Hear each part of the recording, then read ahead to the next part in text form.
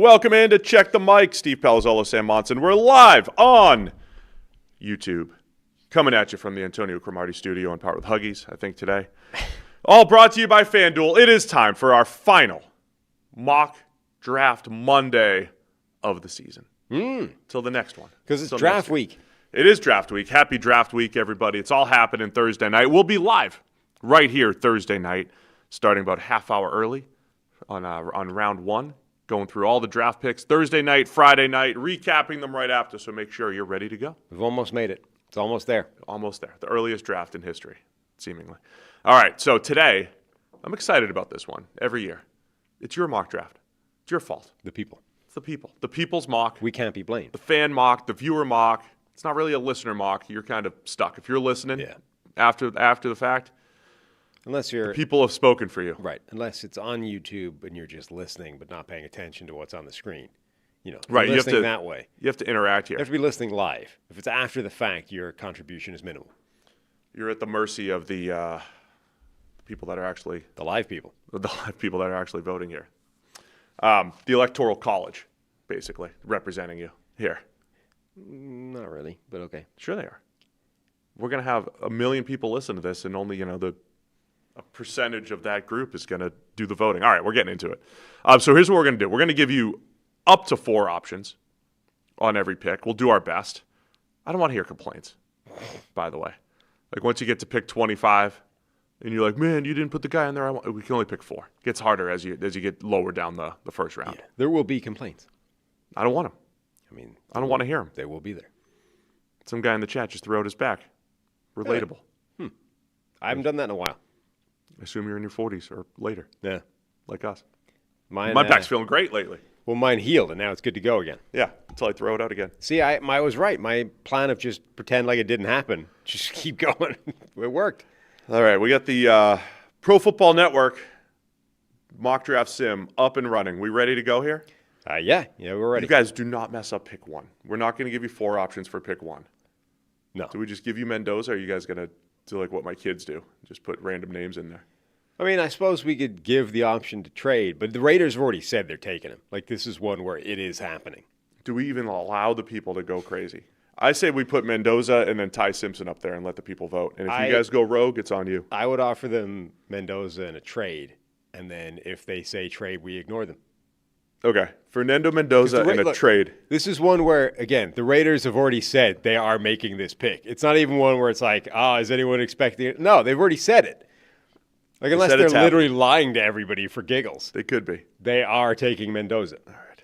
Mendoza's got 100% so far. It's down to 0 somehow. Here we go. The wild swings of sample size. So we're into the mock draft. It's the fan mock. It's all happening. It looks like Mendoza is going to be the pick. He's up to 83%. I love the people taking this seriously. That's what I was worried about. People not taking this serious. This is very serious stuff. Anytime you let people vote on anything, it's risky, Yeah. Like when, the Bodie McBoatface stuff, Yeah. There's always a risk. Always a risk. So it's our fan mock draft. The people are going with Fernando Mendoza, number 1 here to the Raiders. As are we. Look at you guys. Done. Clicked. Button Chalk. pressed. In. Chalk selections. And as we've said throughout the entire draft season, here is where the draft takes a turn. It's at pick number 2. The New York Jets are on the clock. We have to put Arvell Reese and David Bailey up here. Yep. The 2 most likely favorites. I'll throw Ruben Bain on there. Yeah? Yeah, I guess. And then anyone else worth even putting on there? It's really not, right? It's just those 3. Is anyone else even possible? I don't think they'll go running back with Love. No. The Schefter rumblings, though, we'll talk about him at 3. But the Cardinals could be in the mix there at 3. Sonny Styles, no, I don't think any of those guys. Give me Bailey, Reese, and Bain. Carnell Tate. There was a. It's too late. There was a Daniel Jeremiah rumor that they liked Tate, but I don't know that that's it. I'm sure they do, but yeah, not a 2. So there are your 3 options: Arvell Reese, David Bailey, and Ruben Bain. So recent happenings here. I haven't checked the odds. Reese's favorite. Reese is favored now. And I believe that turned because the Jets canceled a final 30 visit with David Bailey. I don't know how much to even look into that. Were they literally just saying, we got it. Right. Hayes in the barn. We know David Bailey. We know what he is. We got it. Don't need more time. We'll use this on someone else? Or was this really like, all right, we're out? It seems unlikely that you would voluntarily give up more time around a guy for one specific guy unless you weren't that interested in him, right? Yeah. Like it's one thing because we're in a weird world now where teams like the Jags are like, we're not even bringing anybody in. It's a potential bias, and we're trying to avoid potential biases. We want straight down the middle, let the data speak for itself. All that could happen by talking to a guy is we'll muddy the waters, right? So on the one hand, you've got teams doing things like that, and then you're like, well, are the Jets just trying to avoid bias? On the other hand, most teams are still like, more time spent around a prospect is good. So I tend to think that if a team like the Jets is canceling a visit with a guy, it's because they're probably not going to go in that direction. So you're buying it. You think this is informative? Well, unlike any other team, the Jets are basically picking number one in the draft, right? It's effectively the same as the Raiders, where like they can declare who their guy is without risk that it could all unspool and, what if he goes? Like, the Raiders are not picking Arvell Reese number one overall. So if the Jets have determined that Arvell Reese is their guy, they don't need any more info on David Bailey. There's nothing that could happen, to cause them to have to pivot back. So it's one of two things. It could be multiple things. They've determined Reese is the guy. Yeah. Save the trip for David Bailey. They have all the information. Bailey's the guy. They have all the information they need. They're going to use it. But I think elsewhere. I think if it was that, you would still want him. Why would you not bring him in? If you still thought he was the guy, what's the harm in bringing him in just in case he accidentally goes on a rant about, whatever. You're like, we've met people where the second meeting, it was like, dude, how did he keep it together in the first meeting? Like, what if David Bailey kept it together the first time they talked to him, and then the 30 visit was when it all unraveled? That's true. So I'm just saying. There's been times we've had initial good first impressions and very poor great second impressions. So, people. I don't see the downside in bringing him in if you think he is the guy. I do see why you would cancel it if you think he isn't. Fair. The people are buying into your theory here that it's Reese. Yeah. And the people are taking Arvell Reese. So that's that's what the people are saying. Done.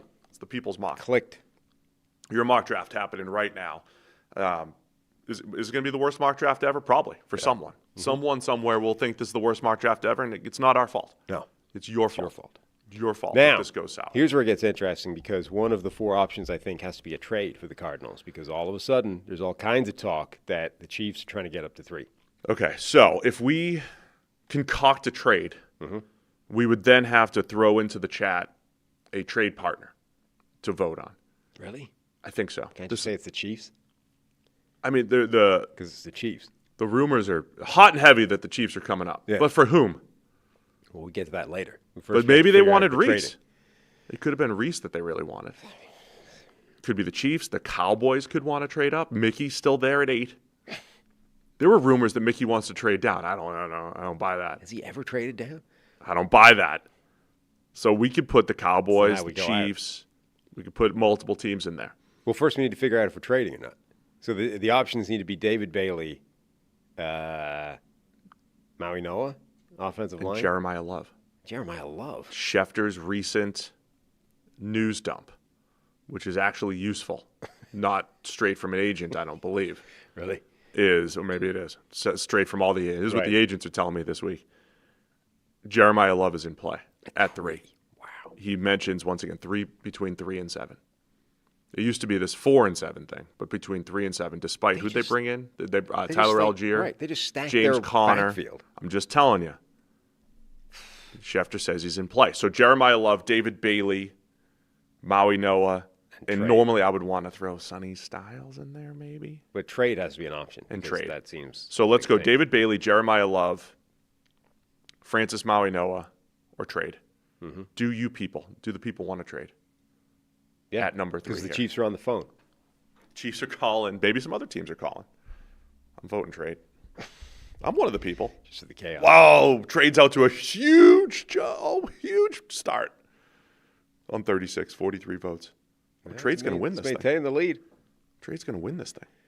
I mean, it makes sense, right? We've been saying all the way along, if the Cardinals could trade out in fact, most of the teams in the top 10, if they could trade out, they would, but there hasn't been a trade partner that made any sense, and all of a sudden, apparently the Chiefs are interested. So if they're interested, jump all over it. The two most rumored teams to be trading down in the first are the Cardinals at 3, the Browns at 6. Yeah, well, I think the Browns at 6 is the one. That's the one where it's like they would desperately like to get out of here if they could. But apparently the Chiefs have been calling Arizona and Tennessee, I think, were the two teams, like 3 and 4. Chiefs have the Mike Bergonzi connection, too. So they're friends. They know each other. Yeah. Don't know if that helps or not. Right. But we'll see. Okay, so the trade's going to win. Trade's 130. won. Yeah, trade is one. So the Cardinals are trading down. We now need team options. We're going to have to get some options. We can't just say it's definitely the Chiefs. We got to let the people do this. Okay. As GM of all 32 teams, and it's really just 25 teams who have first rounders or whatever, who wants to trade up? The Chiefs, apparently. So we'll give you the option. Is it the Chiefs? We'll throw the Cowboys in there. Yeah. Who else? Who are the Cowboys coming up for? The Rams. The Rams have got to be in there just because, Rams just for fun. Right. And Saints because of Mickey. How's that? Rams, Saints, Chiefs, Cowboys. Okay. Boom. Fine. Someone in the chat. Oh, somebody threw the Giants in there. I think the Giants are going to. There's no way they're trading. They want more picks. Yeah, they're not consolidating draft picks. They're out a third rounder and everything. I think they want more. So I think if the Cowboys were to trade up, they would want Bailey. If the Chiefs were to trade up, don't they want that pass rush help as well? Don't they want Bailey? Probably. I think he'd be the guy. It is very close between the Chiefs and Cowboys right now. Who people the are getting Rams crazy. Up for? Doesn't matter. They'll figure it out. It matters if they win the poll. They'll figure it out. It's like Caleb Downs or something. They just want the best football player. The Rams will not win this. It is a percentage point difference between the Chiefs and the Cowboys. We might have to go to the runoff, our famous runoffs. Not again. Will, don't forget about our runoffs. The way the Chiefs were ahead. Now they're not ahead. It's close. And it's nip and tuck. We need to throw like the third-party independent voters. We're going to have to throw them out and have to have a runoff. Let's have a runoff. Can we do that? 46 to 40. Chiefs Cowboys runoff. Chiefs Cowboys runoff. Now, if the Cowboys trade up, this is a massive haul here for them to come up from 12. Yeah. From 12 to 3 is the exact place, right, where Arizona traded? Yes. For Will Anderson? Yeah. And then they trade. They traded up from 12 to 6 to go get Paris Johnson. Correct. All right, the runoff between the Chiefs and the Cowboys. Who is trading up? Cowboys out to an early lead here on about 100 votes. I think it's going to be Dallas coming up here. Dallas, crazy to go Jerry. Get the next Micah Parsons. Then we could have the Chiefs trade up with the Titans. I don't know for whom. Who's the next Micah Parsons? David Bailey. You think that they're going to but they told everybody that it was because Michael Parsons can't defend the run. And a back injury. So they're going to bring in, like, if they're going to, I mean, if that's true, which it isn't, they would go after the most coveted run defender in the first round. They're going to go after, that's where the Keldrick Falk conversation came from. This one's close. Maybe they're trading up for Falk. The runoff's within 2% here. It is. We're going to give him some time. Give him some time. This is fun. I always enjoy the fan. 50-50 on 140-something votes. We'll give you another minute. I'll give you another minute here. Chat saying the Chiefs want to tackle. That has not been my experience. Well, Chiefs fans don't want to tackle. The Chiefs might want to tackle. That has not been my experience. Maui Noah would be interesting for them overall. Not to trade up here at 3, but if he was available at 9. Kind of running out of people that think Maui Noah is a tackle. Like, everybody seems to be zeroing in on this idea that he is a guard, which I don't necessarily – I wouldn't fight hard against it. Like, I think he can still play tackle, and I might keep him there because, if he's the same level, tackle and guard, the tackle is still more valuable. But I get why people want to move him into guard. All right, it's 51-49 Cowboys. We're gonna have to. Now it's 50-50 again. I got to make a call. We got to make a call at some point. Get to a vote number and then just call it whatever it is. All right, when we get to 175, we're at 163 right now. We got enough people. 164. Yeah, we got 500 people watching. So Chiefs just took the lead. Well, 67. When we get to 175 votes, we're calling it no matter where it is, unless votes. It's 50-50. In which case, we're going to have to keep going. 75, there it is, 51-49. 51-49, the Chiefs win. The Chiefs are trading up. Are they giving up both ones here? So is Arizona going to also pick a 29?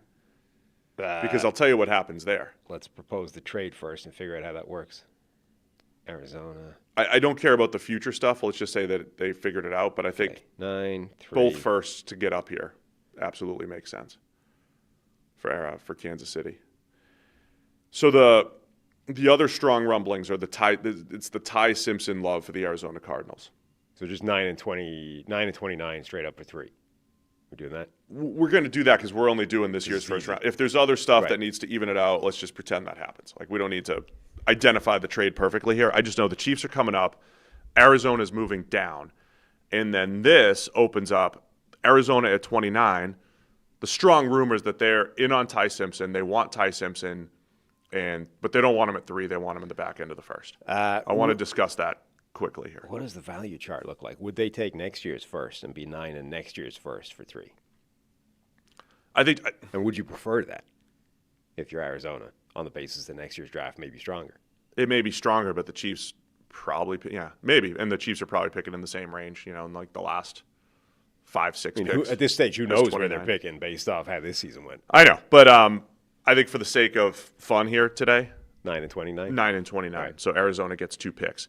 But that opens up the Ty Simpson thing. I saw some Arizona fans talking. So this seems pretty. The calculation that Pro Football Network's running says it's pretty close. Value, it's 53-47 in favor in terms of Kansas City giving up value, which is right. Yeah. Like, it's close to 50-50, and Kansas City's giving up a bit more than the 50-50, which is what you have to do. And we'll assume there's some pick exchange on the back end. Right, but even if it was just this, that's to be 53 against you in terms of what you're giving up makes sense because you're the team trying to move, right? The Cardinals theoretically don't have to. You're the team trying to move somewhere. So, yeah, this makes sense. Done. All right. Let me announce. So now we need players for the Chiefs. Who are they coming up for? David Bailey. I think it's Bailey. Okay, but we need more options than that for the vote. Oh, Jeremiah Love. David Bailey. Caleb Downs. Caleb Downs. Sonny Styles. I'm not trading 2 firsts for Caleb Downs. Ruben Bain. Bain and Bailey are the 2? Bain and Bailey are definitely 2. Do you want to throw anybody else in there? I mean, I guess if people are talking about Jeremiah Love at 3, you've probably got to throw him in there. Put Love in there. Whatever. Good job, chat. Stupid trade. Hey, we're having fun. We're all having fun. I might have a trade in my final mock draft. There we go. Names are out there. Make your pick for the Chiefs here at 3. So Arizona's sitting there at 3. Saw some Arizona fans talking about this, and we've used this phrase before when talking about quarterbacks. The rumors that they love Ty Simpson. Mm-hmm. And we've said this before, that if you love somebody and if you don't love them enough at 3, they're not worth taking. I may have actually said this on the show at some point in the last 10 years as well. I've reconsidered as well. Yeah. I think you got to play the board. You're still playing the board. I know QB's it's a unique spot. It's different but the concept is if you believe in the guy. And then my next question is, does your belief matter? Like, does your belief actually matter? The fact that you believe in him or don't believe in him, does it actually matter when it comes to hit rate, which is all we end up caring about at the end, right? Is this guy going to be good or not? And so the Giants did it properly last year. I think they wanted Jackson Dart. They knew that there was not a lot of demand at the top of the draft for quarterbacks. They anticipated where the board was going to go, that Jackson Dart would be, say, a late first, early second rounder, and they went and got him. That's where we are with Ty Simpson. I think it's perfectly fine for the Arizona Cardinals to say, we love Ty Simpson. We would like to get him at pick 33 or trade back into the first round and get him. So we would rather have the pick at 3, or in this case, a Francis Maui-Noah, someone else they're going to get at 9, and Ty Simpson, rather than taking Ty Simpson at 3 just because he's a quarterback. I'm okay with that. That's playing the board. That's playing the market. Yeah. The risk is you cease to have control over. At some point, let's say you desperately want Ty Simpson in this draft, right? But you are aware that you are on an island in terms of how much you think he's good, and the rest of the league is going to let him fall so you can come back and get him later. Number one, that in and of itself should be a bit of a red flag to you, right? If you're like, we love this kid, but nobody else does, that on its own should be raising some red flags in terms of how much you want him. But anyway, let's say you're willing to go with that. So we're going to take another player up at the top of the draft, and then we're going to come back and get him later. But when do you start trying to make that happen, right? Because you don't have control anymore over whether a team is going to say yes to that trade. So either you need to wildly overpay for the trade you're making just to make it happen and get back in and get the guy, or you have to start asking the question or like start picking up the phone way higher than you should just because you don't know that this team is going to say yes. You need to be manning like 8 different trade calls in the bottom of the first round trying to make one of these things happen, get up to get the guy, and then hope that somebody doesn't snipe him in the same, somebody else might be trying to do the same thing. So it just gets a lot risky. Like if you make it happen, absolutely. If like the Giants, what they did last year, perfect execution of that game plan, or even the Saints to just like, we know nobody's going to touch Tyler Shuck before the second round. Let's wait, right? They could have taken Tyler Shuck at 9 or wherever they were last year. Instead, they're like, no one's going to take him to the second. We really like this kid. We'll wait. Perfect. But if it doesn't happen, right, you're no longer in control of that. If you just take him wherever you're picking, at least you're in control over it. And yeah, maybe you overdrafted him, but you got the guy. If you don't and you wait, now you're not really in control over that situation, and you have to stick the landing. Otherwise, you missed out on your quarterback. There's also the point that maybe it's okay to be lukewarm on the player and just and value him where they do. And if you don't get him, you don't get him. Like, we're okay with that. That's the thing. You have to be okay with not getting him if that's the game you play. But that's the problem for a team like Arizona. Like, if you don't, say, if you like Ty Simpson and you look at their current quarterback depth chart with a Jacoby Brissett angling for more guaranteed money and a Gardner Minshew coming off an injury. Like, if you don't get the quarterback, okay, only for this year, theoretically, but you're boned, right? Yeah. Like, you have no quarterback and you're screwed. I guess my ultimate point, too, before we give you the Chiefs pick here, I don't know that the level of conviction that you have on the quarterback matters in the case of, will this guy end up being good? Remember the Mitch Trubisky, I'll just use what I hate, ad hoc, one-off examples, but the Bears traded up one spot to ensure that they got Mitch Trubisky. Yeah. There's no more conviction than that. Make sure we get him just in case. Great. The Saints just played the board last year, as you mentioned. They got Tyler Shuck. The Giants somewhat played the board and then went and got Jackson Dart. I think both teams are happy with their selections. Yeah. I don't think it's a knock on, oh, man, you didn't believe in Jackson Dart enough to take him at 3. No, you played the board and you got Abdul Carter and Jackson Dart. That's a good thing for the franchise. The Saints got a starting left tackle, Kelvin Banks, and Tyler Shuck. It wasn't a knock on their conviction about the quarterback. I think that's okay. If Arizona really wants Ty Simpson, because they're playing there's not a lot of seats. They're playing musical chairs. There's not a lot of seats for quarterbacks. He's not a top 10 prospect because of stuff, right? Because of a poor performance in the second half, because of a lack of experience. I'm okay with the Cardinals and the Jets in this case maybe playing the board and seeing how it shakes out in the late first, early second. The thing is, because quarterback is the only thing that matters really in broad stroke terms for teams, any scenario in which you get the quarterback is fine, right? Whether you traded up to make it happen, whether you took him at the top of the draft, whether you played the board, came back into the first round, or whether you just played the board and got a guy in the second or beyond. In any possible scenario, if the end result is you got your guy and your guy turns out to be good, it's fine, right? What you need to sort of analyze this is the counterfactual of the teams that tried to play the board and didn't get the guy, right? What happens if you tried to play the board and somebody got, like, was there a team last year who tried to do what the Giants did for Jackson Dart just failed, yeah, and didn't get him because the Giants did, right? Like, was there a team targeting him to jump back into the first round, but the Giants got there ahead of them, and that team is starting, like, is that team the Browns, right? Like, and suddenly you don't have any quarterback and you're screwed. I'm not saying, and that's if Jackson Dart ends up being the guy and, proving that he's a good quarterback going forward. But, like, we need that list, right? The one that doesn't get talked about because, A, there's no way of knowing, and B, teams are not willing to put that out there of, yeah, we took a big swing on this guy and got nothing, air ball, and now we're starting some garbage quarterback. Like, that doesn't come out publicly because it doesn't make teams look good. The NFL, I know the NFL should just do a tell-all. Everybody should talk about all their failed trades, their draft boards, just for the content. Well, I think there's no benefit for anybody except the fans. It's what that would be a great media event. Yeah, but it's what we were saying. I think you can probably find people that are old enough that would tell you those stories from the 1980s. But nobody's talking about not right now. Nobody's talking about the ones from 2023, you know? All right, back to the draft. The Chiefs have traded up. This is you guys. Yeah. Man, you guys are wild, you people. This will never happen on draft night. But the Chiefs, you guys decided the Chiefs are going to trade up and take David Bailey. Yep. Edge rusher out of Texas Tech. So we now have Mendoza to the Raiders, and now we have Bailey in the West going to try to tackle Mendoza. Yep. Chiefs are making that move. Arvell Reese went at 2 to the Jets. Puts the Titans up on the clock here at 4. Now, they lost their trade partner potentially. I don't know what they want to do here, but Jeremiah Love has been the Jeremiah Love for a while. Jeremiah Love, Reuben Bain, both have to be in the mix. Yep. Sonny Styles is getting some periphery buzz around Tennessee. Yeah. And then I think Carnell Tate has got to be an option. And then Carnell Tate, I think, is either him or Tyson, but Tate, we've said Tate for our show. Yeah. So let's go. Let's put those up. Jeremiah Love, Sonny Styles, Reuben Bain, and Carnell Tate as the option here. We have some breaking news to discuss here.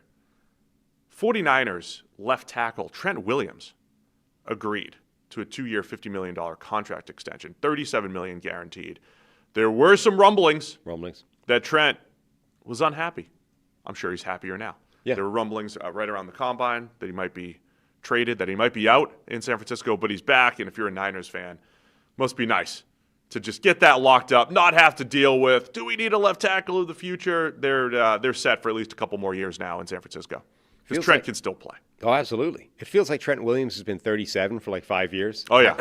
He really has. He's 37 only forever. Yeah, I mean, he's going to turn 38 in July. So he'll be 38 this season. But yeah, like you said, he's still cooking, still moves like a cat at that size, still freakish. It'll be interesting to see, how deep into his career he can push that. But right now he's still playing at a really high level. And this is a deal that makes sense, right? Lock him up, give him what he wants, keep him happy. All good. Age curves are one of the most difficult things, I would say, in football. Yeah. Because it's small samples, and then when you get up into your upper 30s, it's usually the best players in Mercedes Lewis who keep going. That's the thing. And they skew the whole thing, right? The best graded defensive tackle in the NFL last season, according to the entity that used to be a PFF, is Cameron Hayward. And he's 30, I think he was 36 last year, he'll be 37 this year. So if you're looking at like a Dexter Lawrence, right? Like people are like, Dexter Lawrence is done.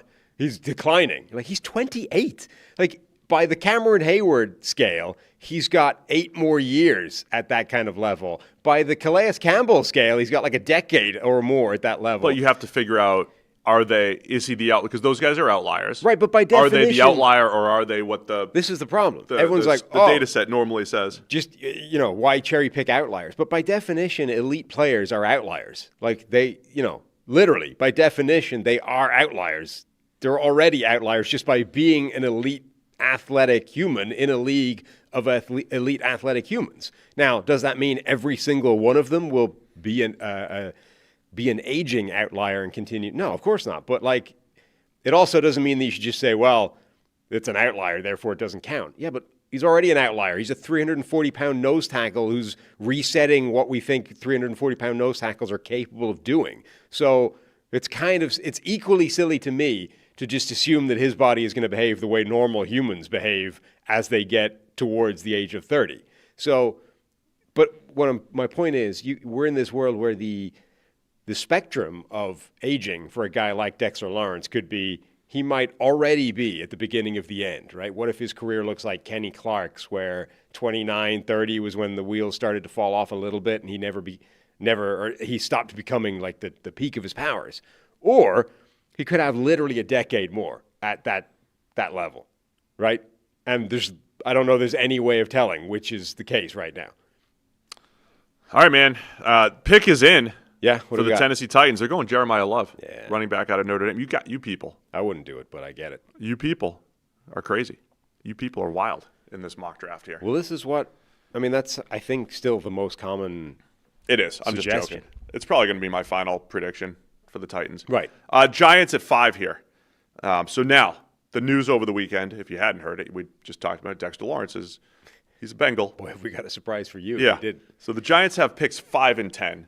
Now, what a fascinating run that they have here to try to figure out, okay, what to future starters, which positions do we get the right guard? Do we get the Caleb Downs? Do we get a corner, receiver? There's a lot of options here. So for the Giants at 5. We had a 20-minute video on this on the channel. So if you haven't heard our reaction to it, I would go watch that. Yeah, and if you're listening, you didn't get it, it's on YouTube. Go check it out. If you're a listener too, you should just join YouTube as well. Get our content both in video form and in audio form. Yeah, we should have thrown that up as a little bonus audio thing. We should have. Alas, we didn't think of that. We did not. Till now. I thought of it Sunday morning. I forgot to tell anybody. My Good. bad. Nice. Anyway, okay, like some of the options. That was like me thinking the Bengals should make that trade and didn't tweet it. Yeah. Just kept it to myself. Really nice. Okay, here we go. Sonny Styles in play here at 5. Caleb Downs, Francis Maui-Noah. Yep. And I would say Mansour Delane. Or Carnell Tate. I was going to say over Carnell Tate. Or Jordan Tyson. All the rumors for Tyson. Yeah, this is Tyson. bad. That's true. So what about then? There's literally all these options that are on the table. Like there's probably 6 players. Maybe take Maui-Noah out. Out? Yeah. I don't think you can take him out because if they want offensive line, the Browns also want offensive line. So you can't rely on him being there at 10. But they're supposed to be in on Fano. So he just had the medical checkup thing. Who? Maui-Noah. So Styles, Downs, Maui-Noah, Delane, and Tate. What if we 5 that I'd be looking at? Yeah, unfortunately, we got to do 4 in a poll. I understand. So we're going to eliminate one, and if there is enough groundswell for the 5th name, I would eliminate Delane because that seems to be more of an us thinking thing than the Giants. If you're buffering bad, just hit refresh, I believe. Usually works. If anyone else having a problem, let us know in the chat. So let's take Delane out. If there's enough groundswell, put Delane's name in the chat. And if there's enough, we'll do a runoff with Delane and whoever wins. So let's go Sonny Styles, Caleb Downs, Francis Maui-Noah, Carnell Tate. Tate or Tyson? Oh, shoot. Tyson, not Tate. Yeah, Tyson because they had dinner. He had dinner with Joe Shane, the assistant GM. And there's videos the GM and there's videos of him running routes on air. Jay Mino, the GM in name. Joe Shane's the G Mino.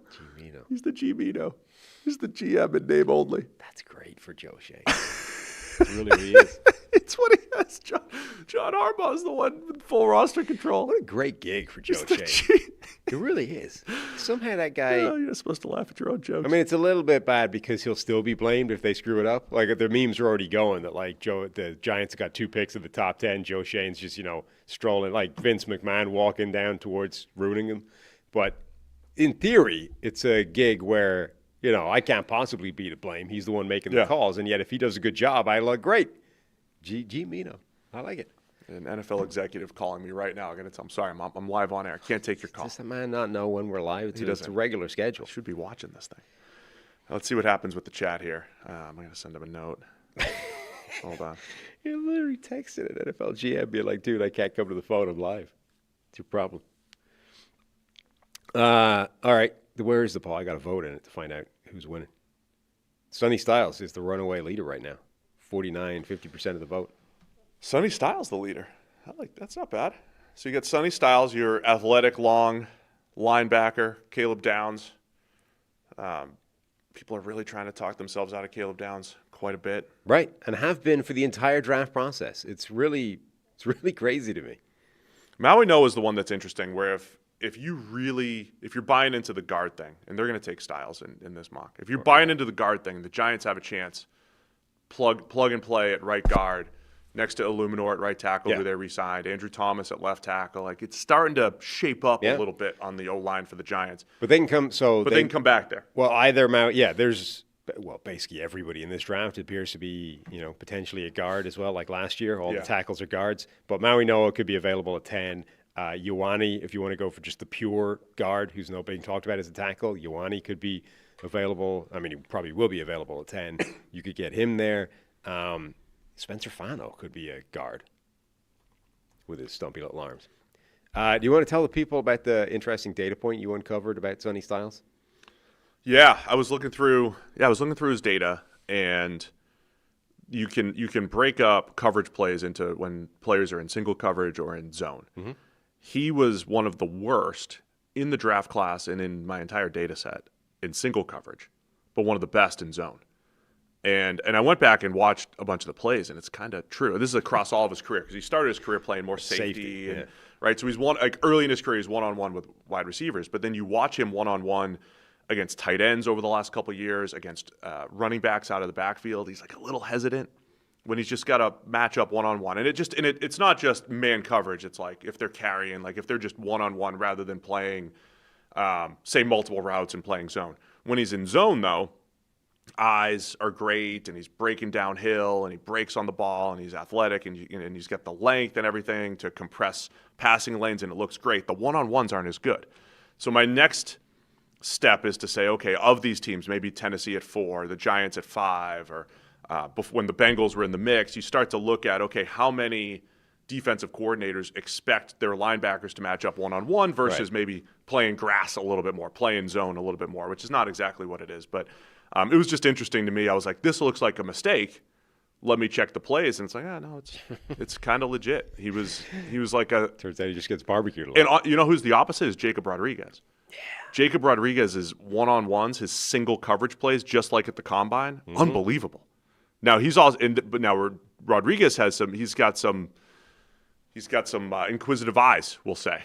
Inquisitive eyes in zone, where he's peeking in the backfield and people coming from behind and behind him and zone and everything. Yeah, and which is the usual way around. Which is challenge. Like linebackers, like you get high load, right? You get a receiver in front, a receiver behind, and it could be an issue. It's just an interesting data point that came up for Sonny Styles. Let's get a poll in for the Browns.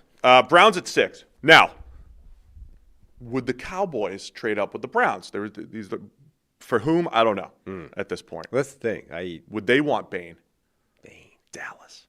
I mean, if they want Bain, I don't know how far Bain's going to slip. Because the Browns aren't taking him, right? Washington could absolutely take him. The Saints could take him. The Cardinals are now at 9. They could also take him. I doubt the Giants would. And then the Dolphins, probably not. So you've got to get by.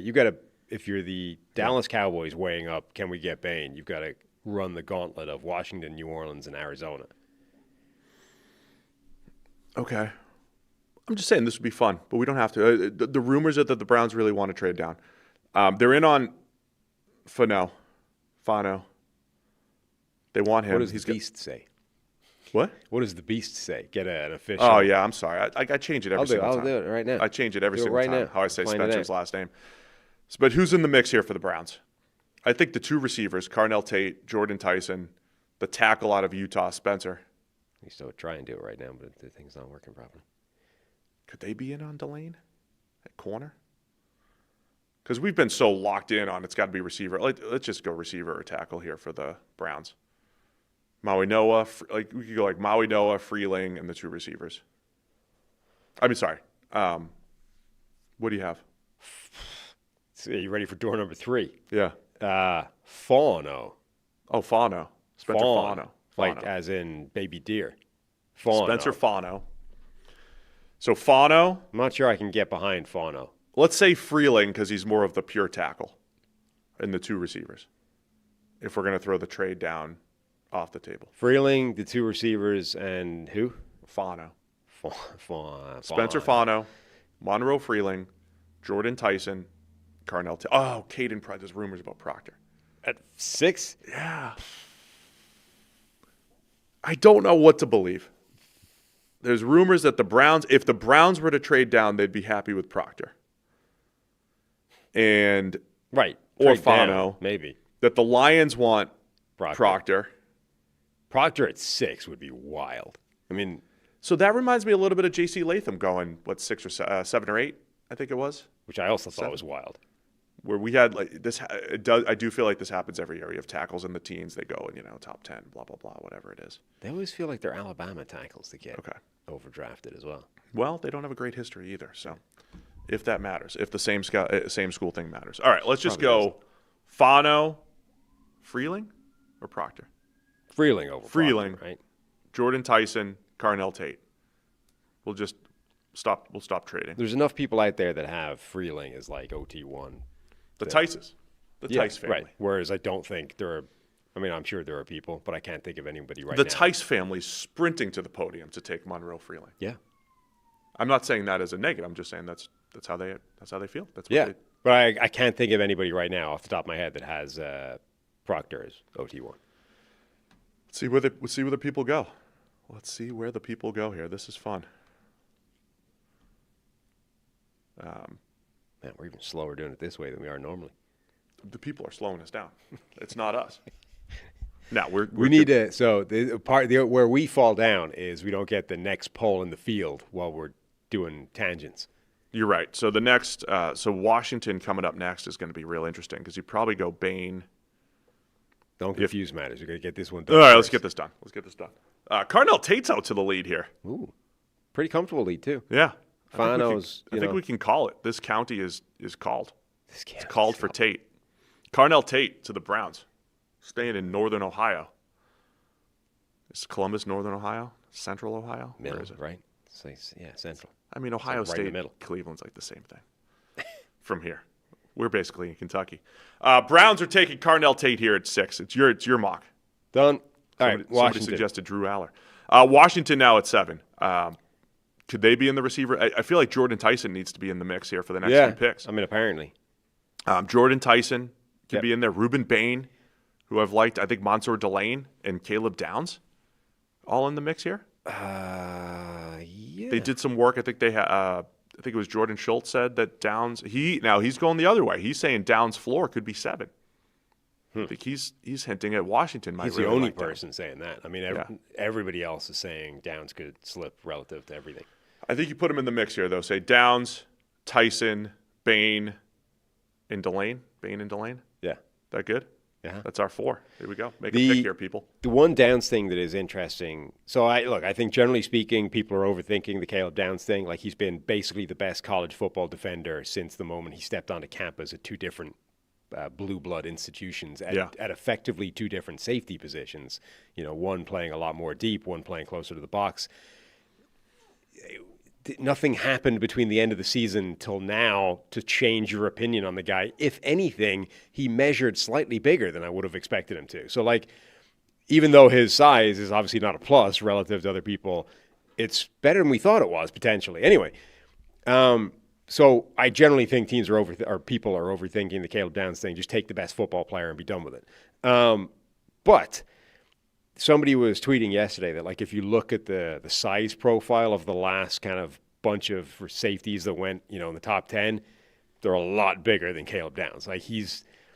If the NFL talks themselves into, hey, this guy's worth taking at a top, it tends to be because he's huge, right? Downs doesn't have that working for him. So is he the kind of guy that an NFL team will go to bat for in the top 10? Now, the complicating factor is this draft, right? There's not that list of blue chip players. Maybe this is the kind of draft where you go, look, let's just take an awesome football player. But he doesn't fit the profile of a guy who teams talk themselves into drafting in the top 10. Washington fan in the chat highly doubts that they would take Ruben Bain. And it's an interesting spot here because I think they definitely need help across the board in the secondary. Mm-hmm. And everything you laid out, it's is this the type of guy that you would take here? I keep coming back to different style player, different size, but Derwin James, Kyle Hamilton, we all saw them with our eyes these guys are top 10 players in this draft. No one would be regretting taking those players. Or even Brian Branch, who we crazily, I think we gave him to Philly. Was that the year? That was where Philly had pick 9, and I think I gave Branch to Philly at one point. It was this never happened. I think you can look back and say those 3 players, Brian Branch, Derwin James, Kyle Hamilton, all top 10 players, even accounting for positional value in their particular drafts. I don't think anybody would regret that. So I think Downs could fit. The Bain question here, I'm intrigued because they added Odafe Owe in the huge offseason move. Kayvon Chason, they have Charles Omenihu, they have Dietrich Wise, they have all these different body types. They've got Tim Settle back in town. But man, really load up on that D-line with Bain. We know that's how Dan Quinn's teams have been at their best, and that's what the chat's going to do. I think we're going to have a runoff. We're close enough. Do you want to have a runoff? Yeah. Let's go Ruben Bain. Bain and Downs. All right. Caleb, it was 3% difference. Caleb Downs and Ruben Bain. This is we're in the draft room with Washington. Yeah. Stand on the table for your guy. Because I just listed, because you could make the case for Washington. I just listed, we're pretty good on the deal. We did a lot of offseason investment on the D-line. It's kind of funny. You have Nick Cross coming in at safety, but you get him and Will Harris. It's like both players, I think, are being overthought. It's like both players. These are two of the best players in the nation for the last couple of years, and yet in the post-draft or the post-season pre-draft process, these are the guys that are getting picked apart. Bain because he's got short arms and didn't do any workouts, and then Caleb Downs because he's a safety and he's not that big, and why would we take that in the top 10? But both guys are just two of the best players in the draft. I'm not trying to. Everybody's telling me that I flipped them. I'm not trying to flip. I'm just giving you the case. I'm just stating the case. My case for Bain. I'm not reading out that Washington D line being like, we don't need Ruben Bain. I'm more saying, imagine dropping him in there with a Dafe Owe and a guy like Charles Ameni, who's like a pterodactyl with his length, different body types. I love that versatility. But Downs, is he going to be a top 10 player in this draft? Well, he's very Derwin James-like in his 3 years of production across Bama and 2 years at Ohio State. I'm just stating the case. I'm just stating cases here. I don't know where I would go. Looks like Downs is winning. It's close again, though. I flipped everybody to Downs. I'm going to flip him back to Bain. Too late. It's done. Clicking it. He's calling it for Downs. Called. 200-plus votes here. Caleb Downs going 7. All right, let's get the poll for the Saints, and then we can Dorrance Armstrong. Talk Downs a second. What are we doing? Poll for the Saints, and then we can wrap up the Caleb Downs thing. Okay, Saints have to have Bain up there. Yep. Corner? Yep, I would put Delane in there. Delane, Jordan Tyson? Yep. And so could they go Maui Noah at guard? Yeah. No, because they brought in I don't think they would do that, though. Could they upgrade over? They still have Cesar Ruiz as right guard. Again, I go back to the Giants thing with this offseason. If Eric McCoy's healthy, yeah. If Maui Noah truly is a has high-end guard potential, you're talking about ranking the Saints' offensive line top 5 in the NFL.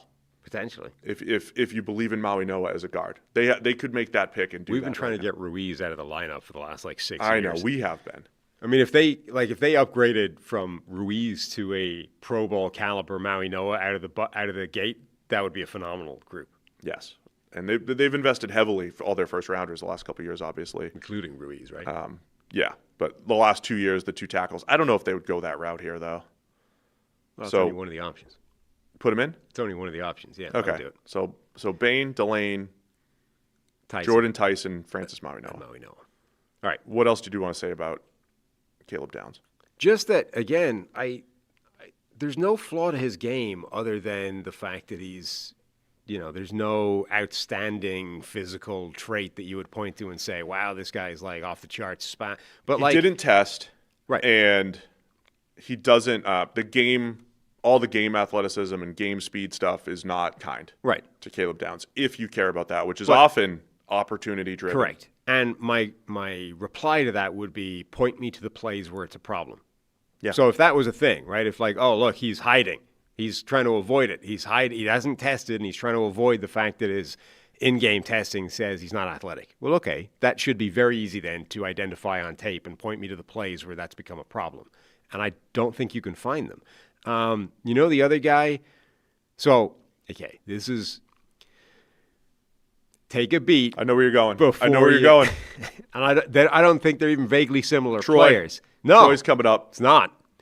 Another player who is almost identical in terms of height, weight, and ran a 4.53, I think. Ed Reed? Yes, Ed Reed, who was just also one of the best football players on the field, and nobody ever questioned, does that guy really have the speed or the athleticism or blah, blah, blah, right? It's like the dude was just a baller from start to finish. Nobody overthought it. You just drafted him, and he became a Hall of Fame caliber safety, right? Now, again, I don't think that they're particularly similar players.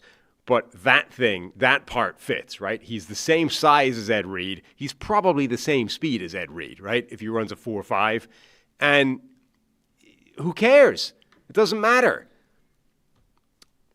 You heard it here first. Caleb Downs is Ed Reed. Is 100% an Ed Reed clone.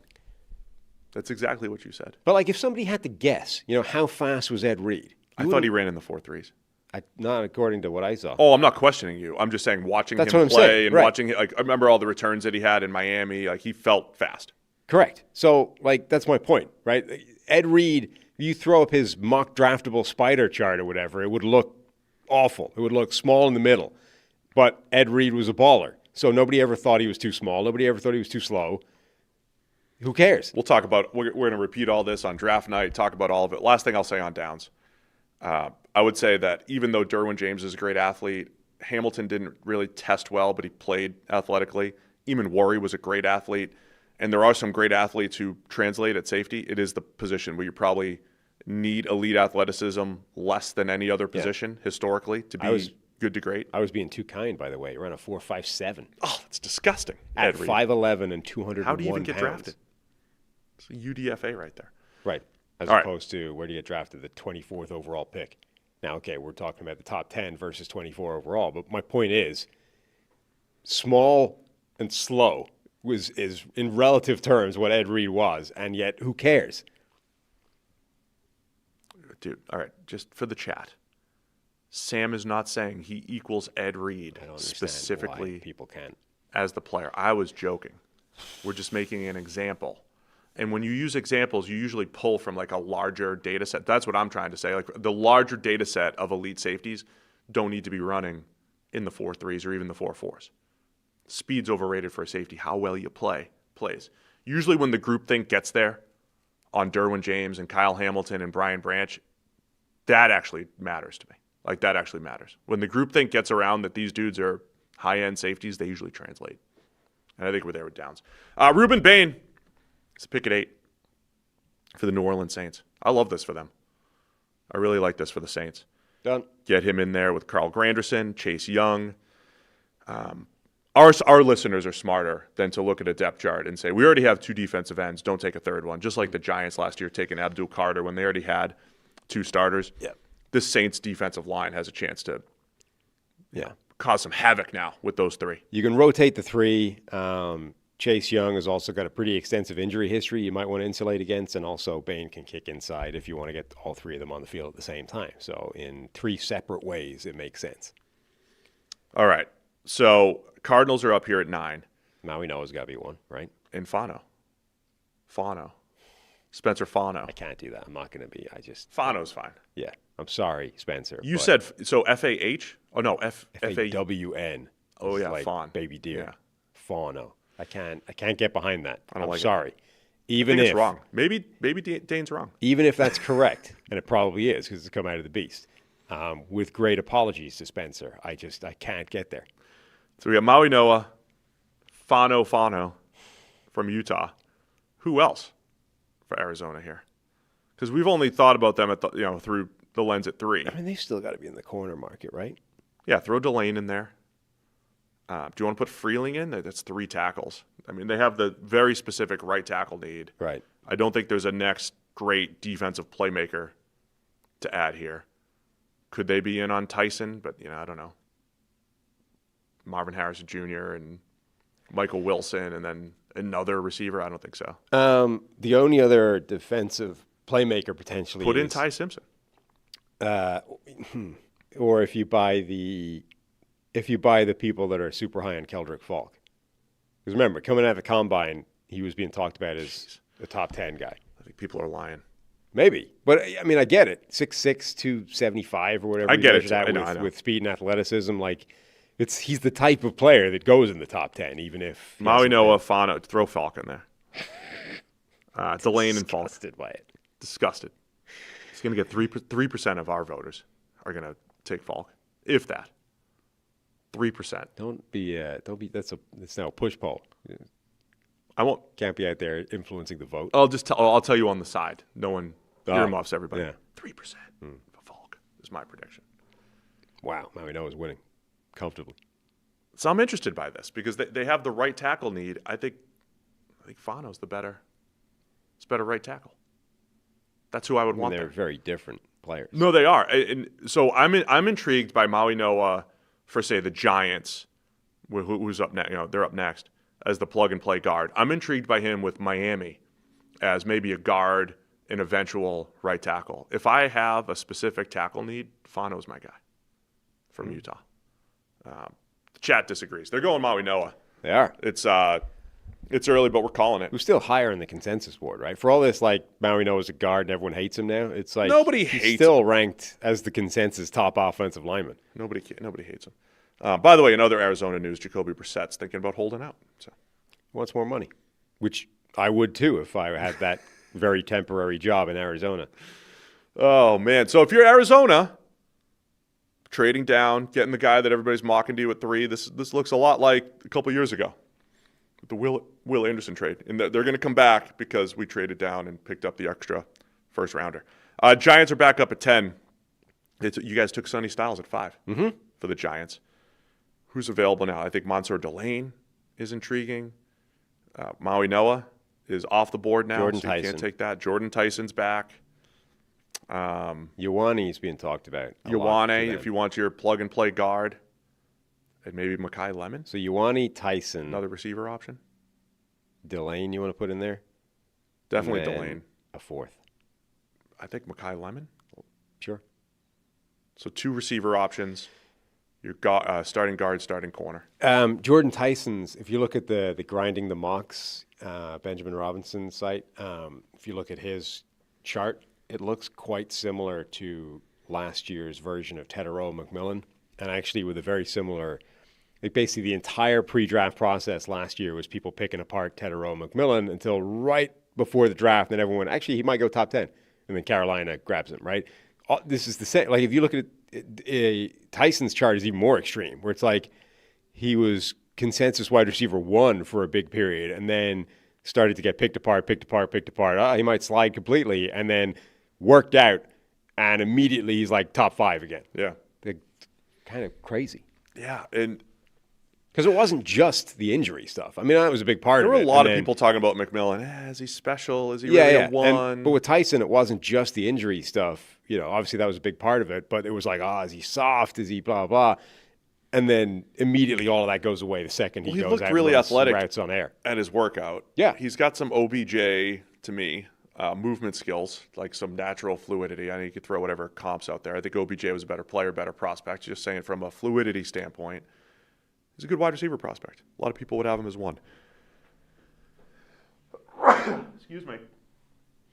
I'm going to get the sneezes out before Thursday night. Tyson's going to take it here for the Giants. Lou Riddick, who was out here basically saying he's easily wide receiver 1, and in the most declarative terms possible, he will be the best receiver from this draft class. He stopped short of calling anyone that thinks anything different an idiot, but you could tell from his tone that's what he was thinking. A few other tweets. We'll get there. So Tyson, done. Lou's very confident in Lou's evaluations. Yeah. I'm over here like, hey, let's think probabilistically. I mean, Lou's like, hey, here's what's going to happen. You've got the Jordan Tyson to the Giants here at 10. Yeah, let's get the poll in before we rant about old crusty old man. Miami. Before we do that, I have to tell people Oh. that new FanDuel customers can bet $5 and get $250 in bonus bets if your first bet wins.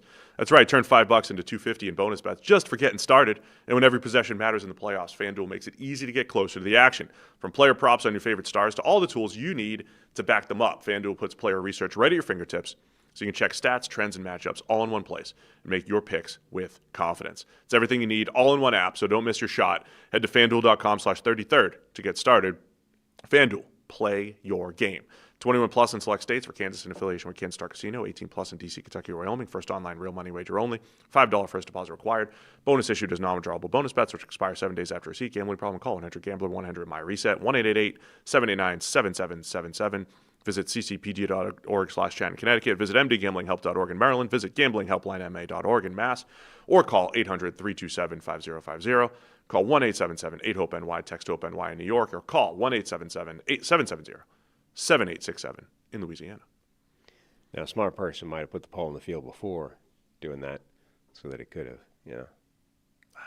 Next ad break, we'll do that. My apologies. But I wanted people, you got to engage instead of thinking about your pick. You got to hear what FanDuel's offering here at FanDuel.com/33rd before you make your pick here for Miami. Yeah. All right, Miami Dolphins up on the clock. Do we reset the top 10? It's another thing we got to do. Do the poll first. You're right. Dolphins poll. Lemon, Delane. Kai Lemon, Mansour Delane. Would they go Jermod McCoy? He's rumored to be dropping. Degenerative knee. What about Ioane, plug-and-play guard? Yeah. You got to assume minus, albeit, Bobby Slowick's there, but minus McDaniel's offense, you've got to think that offensive line is more of a concern than it had been previously. Ioane in there. So let's go Delane, Lemon, Ioane, and who? I didn't have a fourth yet, unless you want to put McCoy there. Yeah, throw McCoy in. Jonathan Jones. We're going to spend Wednesday unpacking all the latest news, which might be outdated by then, but I'm sure there'll be more. I think Wednesday will be a fun show where we can go through everyone's final mock drafts and like, whoa, this is interesting. But Jonathan Jones from CBS Sports had a really interesting pick in his mock. It was Jermod McCoy at 32 to the Seattle Seahawks.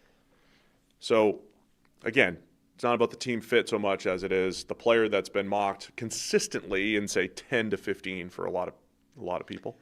Much like Will Johnson last year out of Michigan with some injury concerns and who ends up in the second round. Is McCoy the guy that's going to fall? Mm-hmm. Entirely possible. So the Old Takes Exposed was out there having a field day off the back of the Dexter Lawrence thing. And one of the people that was being Old Takes Exposed was the classic Greg Gabe, who's out there in the most definitive terms possible for months, being like, anyone that thinks Dexter Lawrence getting traded is an idiot. Idiot. And then, obviously it happens. And we've made this point repeatedly. Like, Greg Gabe steps on that rake once every couple of months, right, and just walks to the next one, cracks his face off it again. Like, the man will never, ever learn. And then he's even... Like, he's the most extreme version where even after being proved wrong and getting Old Takes Exposed, he's still out there, like, trying to drag people. There's no problem. For being idiots. He's like, I was right. They changed their mind.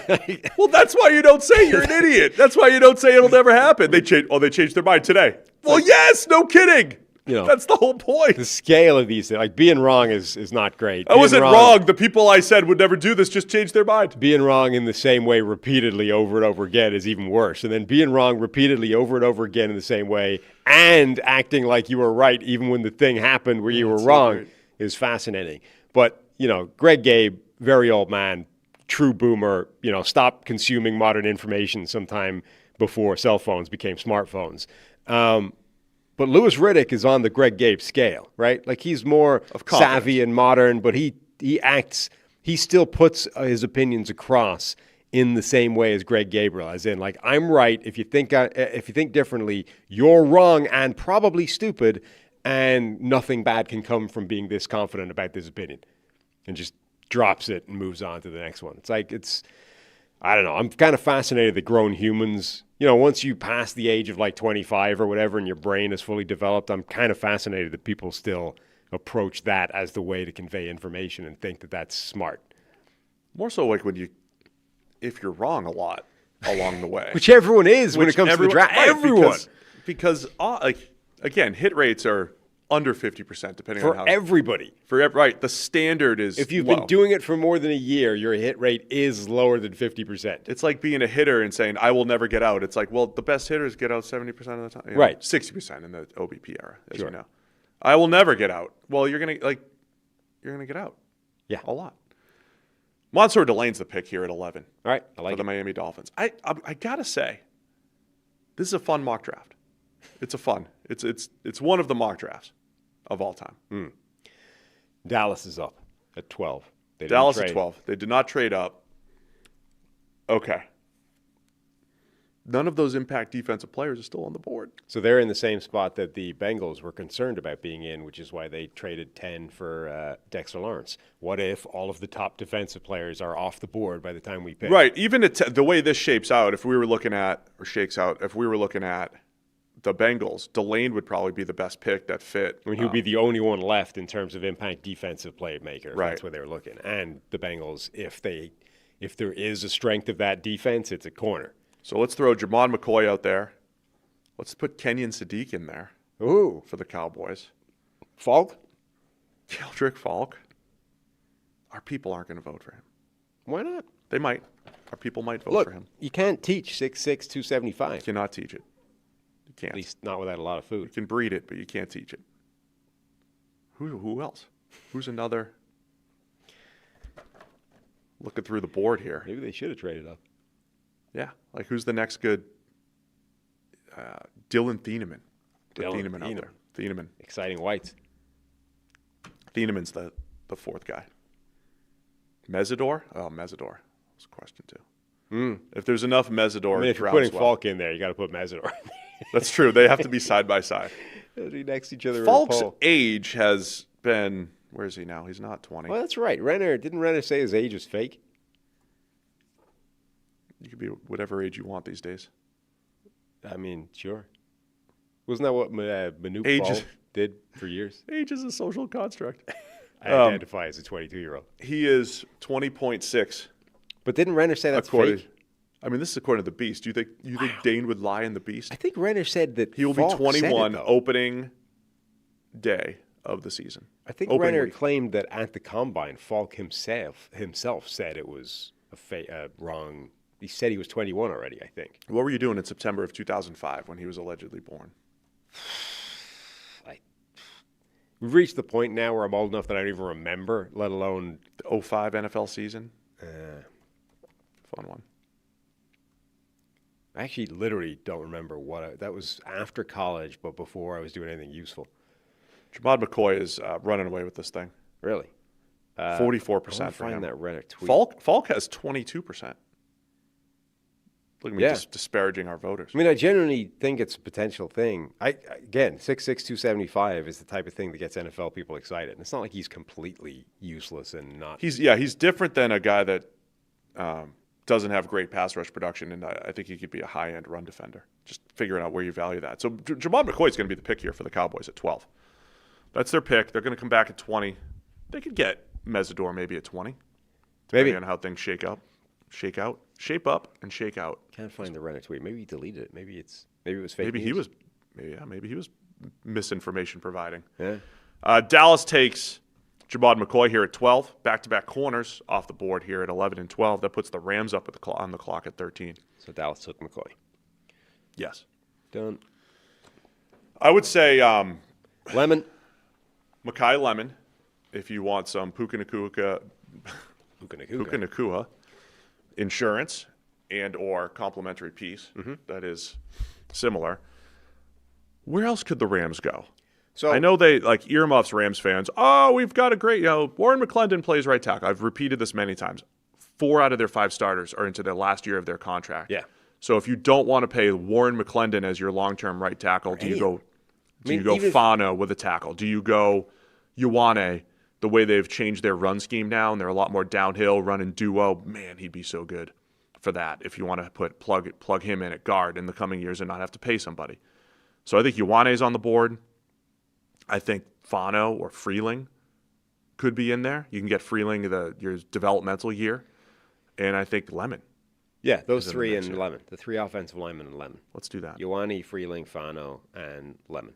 They brought their safeties back. So their secondary is either they brought their starters back, the Cams, and they've got the 2 new corners coming from the Chiefs. They reloaded that secondary. Yep. So here we go. Now, Lemon out to a huge start. 10 votes in. We had, there's only 4 spots you can have in the poll. But if Lemon is in play, is Omar Cooper Jr. also in play? Or Casey Concepcion. I have no idea where people are going to land on him. Same. I mean, yeah, if receivers – listen, here's what I'm going to repeat it again. Do I repeat a lot? Probably. Absolutely. We talk for 8 hours a week. Of course I repeat myself. The last 2 drafts, the Rams were actively trying to get into the top 10 to get Brock Bowers and Tetero and McMillan. Now, I don't know if you could – I don't even – like McMillan I think is wide receiver 1 in this class. Bowers is – I still think 1 of 1, even though Colston Loveland had a great year last year and Tyler Warren could still have a really good career. Bowers is one of one, I think, as far as tight end impact players go. So I don't know if there's that type of player in this draft. I'm just telling you, they identified 2 pass catchers that they wanted the last couple of years. Unable to get them. Mm-hmm. Interested to see where that lands here, you know? Yeah, Mekhi Lemon's, I think, a pretty fascinating prospect because there's a lot of similarities to Ibuka from a year ago in terms of everyone kind of sees him the same way, and then the only question is how valuable is that? But, Omar Cooper Jr., I think, has a lot of similarities to Mekhi Lemon with the added bonus that he's better after the catch, and he can probably play outside more than Lemon does. And then you have the other type of receiver in Concepcion, who I think is the best route runner in the entire draft and is good after the catch, but his hands or his ball skills generally I don't think are good. And that, again, is like, what do you do with that? How do you value that? Mekhi Lemon's going to get the win here. Someone suggested we just go Lemon versus do like a vote on which linemen to pick and then put them up against. Lemon's crushing this thing, though, 59% for him. So he's the pick at 13. Done. One more observation, if I can make it right now. Carry on. We've said, and others have said, hey, tackles always go higher than expected, blah, blah, right? However, when you start to look at the needs, so you have Arizona at 3 that has the right tackle need. Titans don't have a need. The Giants have a guard need. The Browns have a left tackle need at 6. After that, most teams have their tackles. Washington's good. The Saints are good. The Chiefs are good-ish. They might think long-term there. The Dolphins might think long-term at 11, but there's not really a ton of spots. Like Dallas doesn't need one at 12. The Rams probably don't. There's Ravens at 14, don't. The Bucs at 15, don't. The Jets at 16, don't. The Lions do at 17. It's like we're only looking at 4 or 5 teams that have either very specific, like we need a starter, and then there's a couple other teams where if you think 2 years from now we might need a starter. There's actually not a lot of tackle needs in the top 15. So that makes me think the Caden Proctors and Monroe Freelings and Spencer Fanos of the world, I don't know if they're going higher than expected. They might actually go in the teens or with 1 or 2 of them fall into the 20s. Am I crazy? Well, one of the reasons guard's different too with Ioane and however you think of Maui Noah. One of the reasons I think they tend to go higher than people expect them to is, number one, there is always, I think teams want good tackles as much as humanly possible. So you're always trying to get better, even if you have a solid starter. Agreed. Right? And then number 2, if your solid starter has a year or 2 left in his contract, you can see that as a tackle need. Like the Chiefs, I think you could argue if they don't get a tackle, they're probably fine this year. But if the Chiefs drafted a tackle, that guy would definitely start next year and could start this year, right, the same way Josh Simmons did when he pushed his way to the top of that depth chart immediately when everyone was expecting him to kind of have a redshirt year coming off the patella. So I think there's a bunch of spots where you might not look at it and say this is a glaring need to tackle, but like if Dallas, moved on from Terrence Steele sooner rather than later, that wouldn't blow my mind if they loved a tackle, right?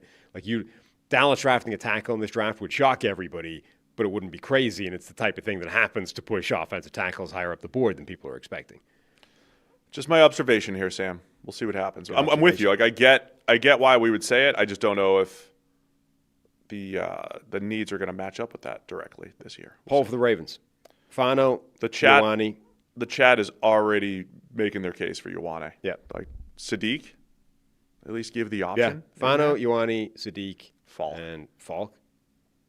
Just, I know they have Trey Hendrickson. I know they drafted Mike particularly Green. With DaCosta lamenting all the old-ass players in this draft. They're not drafting Mesidor. They're going for Falk. Utes. Add a Ute in there. Add the Utes. 2 Utes.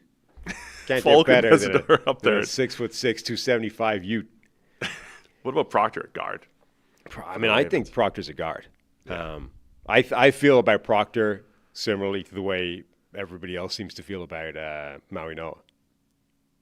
Just call him a guard and move on. To me, I have concerns about his footwork and general body control playing a tackle. I don't have those concerns at guard, and I think he could cook there. Lucrative says we put too much weight into what people say. I think part of the fun of the draft is reacting to expectations.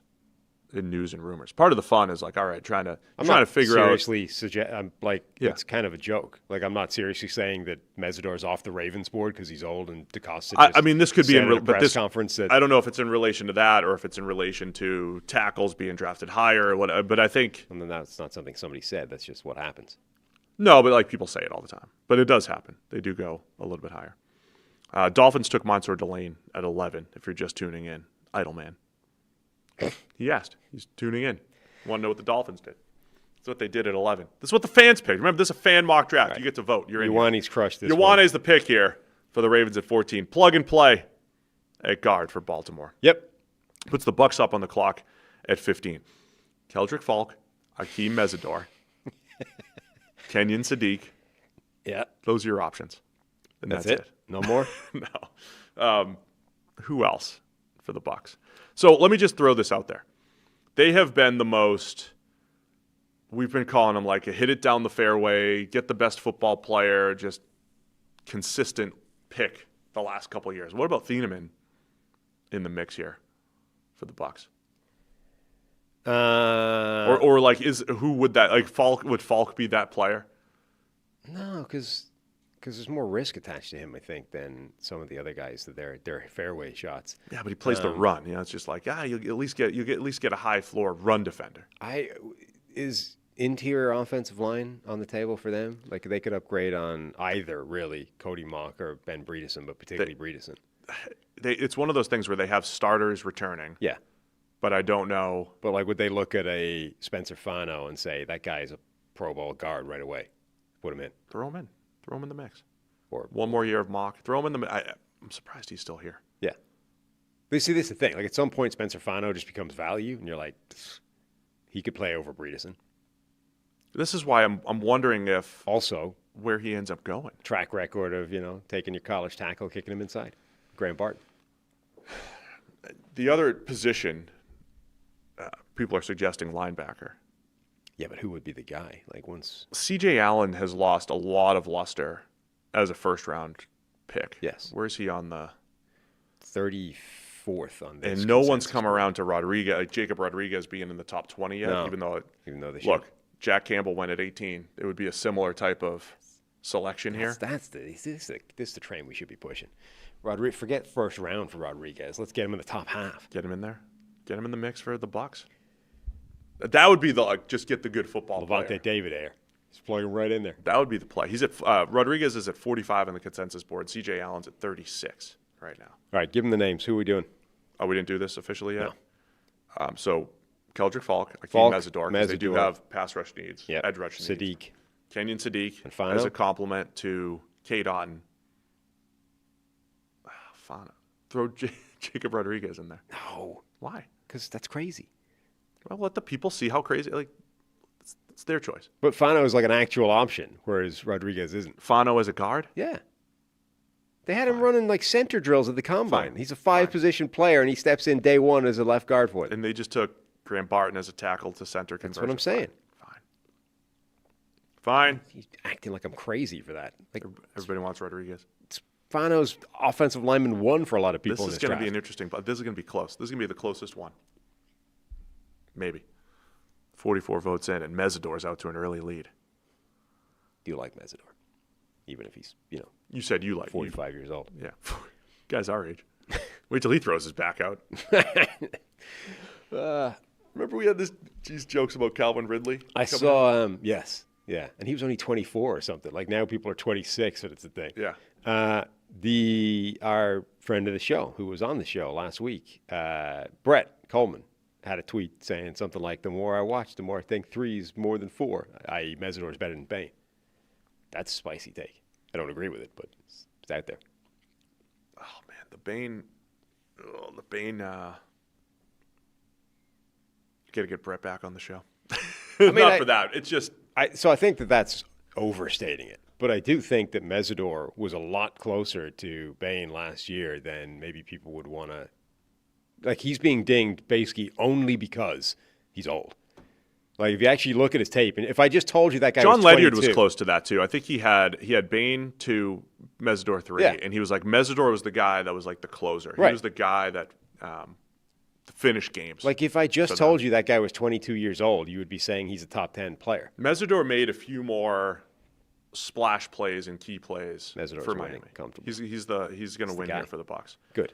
I'll tell you what was fun watching though is the Miami D line and the Texas Tech D line, and that helped. That I was watching some Lee Hunter the other day, and every time I'm watching Lee Hunter, I was like, David Bailey's speed to the top of the pocket is so good that I'm not saying you draft Bailey high just because he does that one thing well, but if you pair him with, say the Titans at 4, if they have and they have Jeffrey Simmons on the interior, if you have somebody that's pushing the pocket and you just tell Bailey, this is what TJ Watt does a lot, right? It's like just get to the top of the pocket as fast as you can because someone else. I think Bailey brings something that no one else brings, and you see it. And then Mesidor and Bain work together so well. Yep. I love watching that.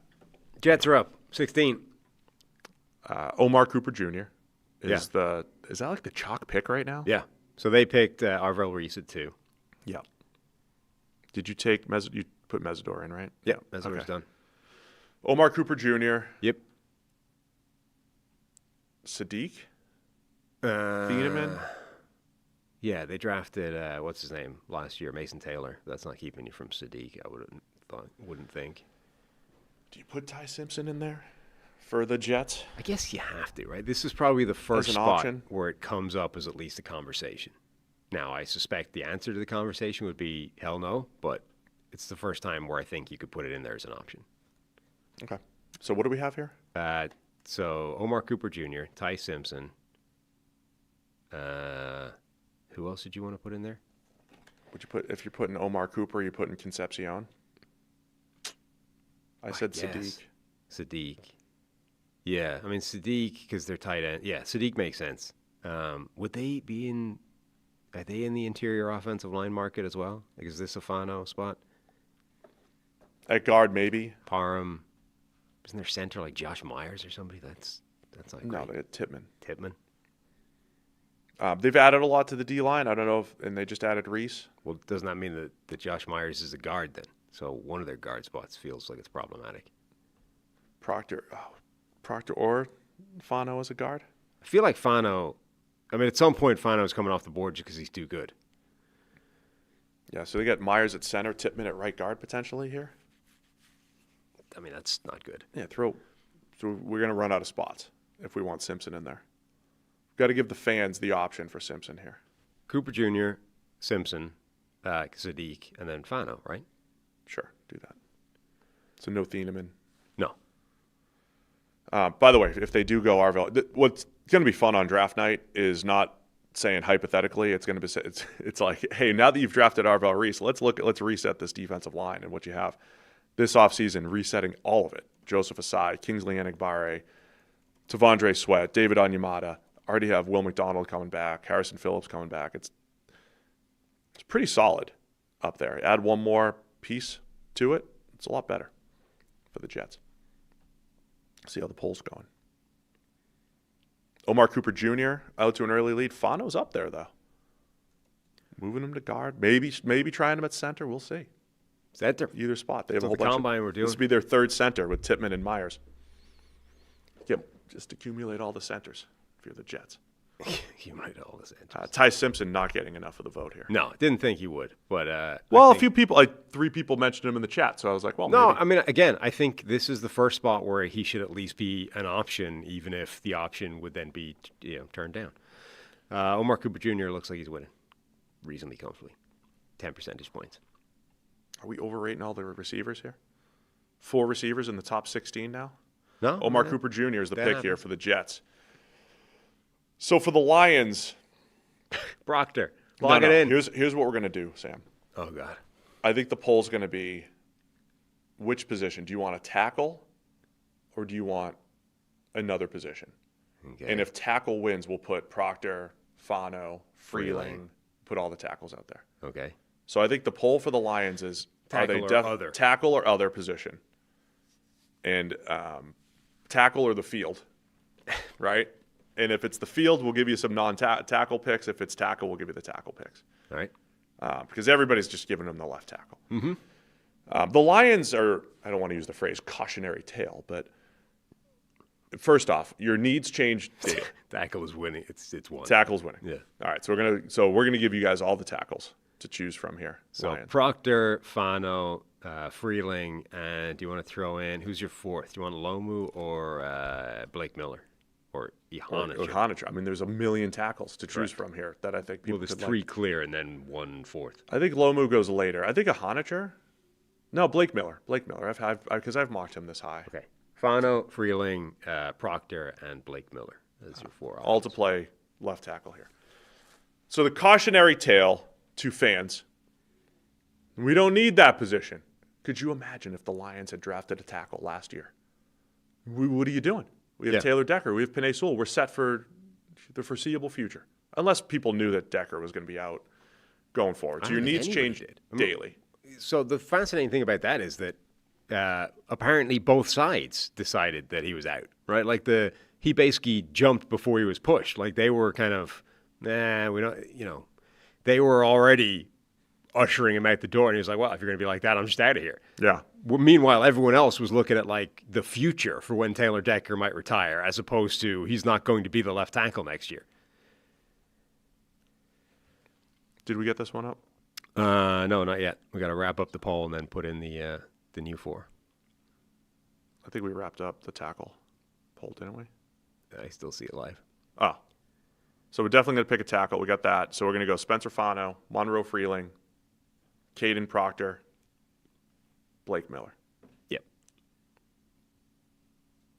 Now, again, Penei Sewell can move to left. There, in my mind, there's no difference between a left and a right tackle. Yeah, they want to move him.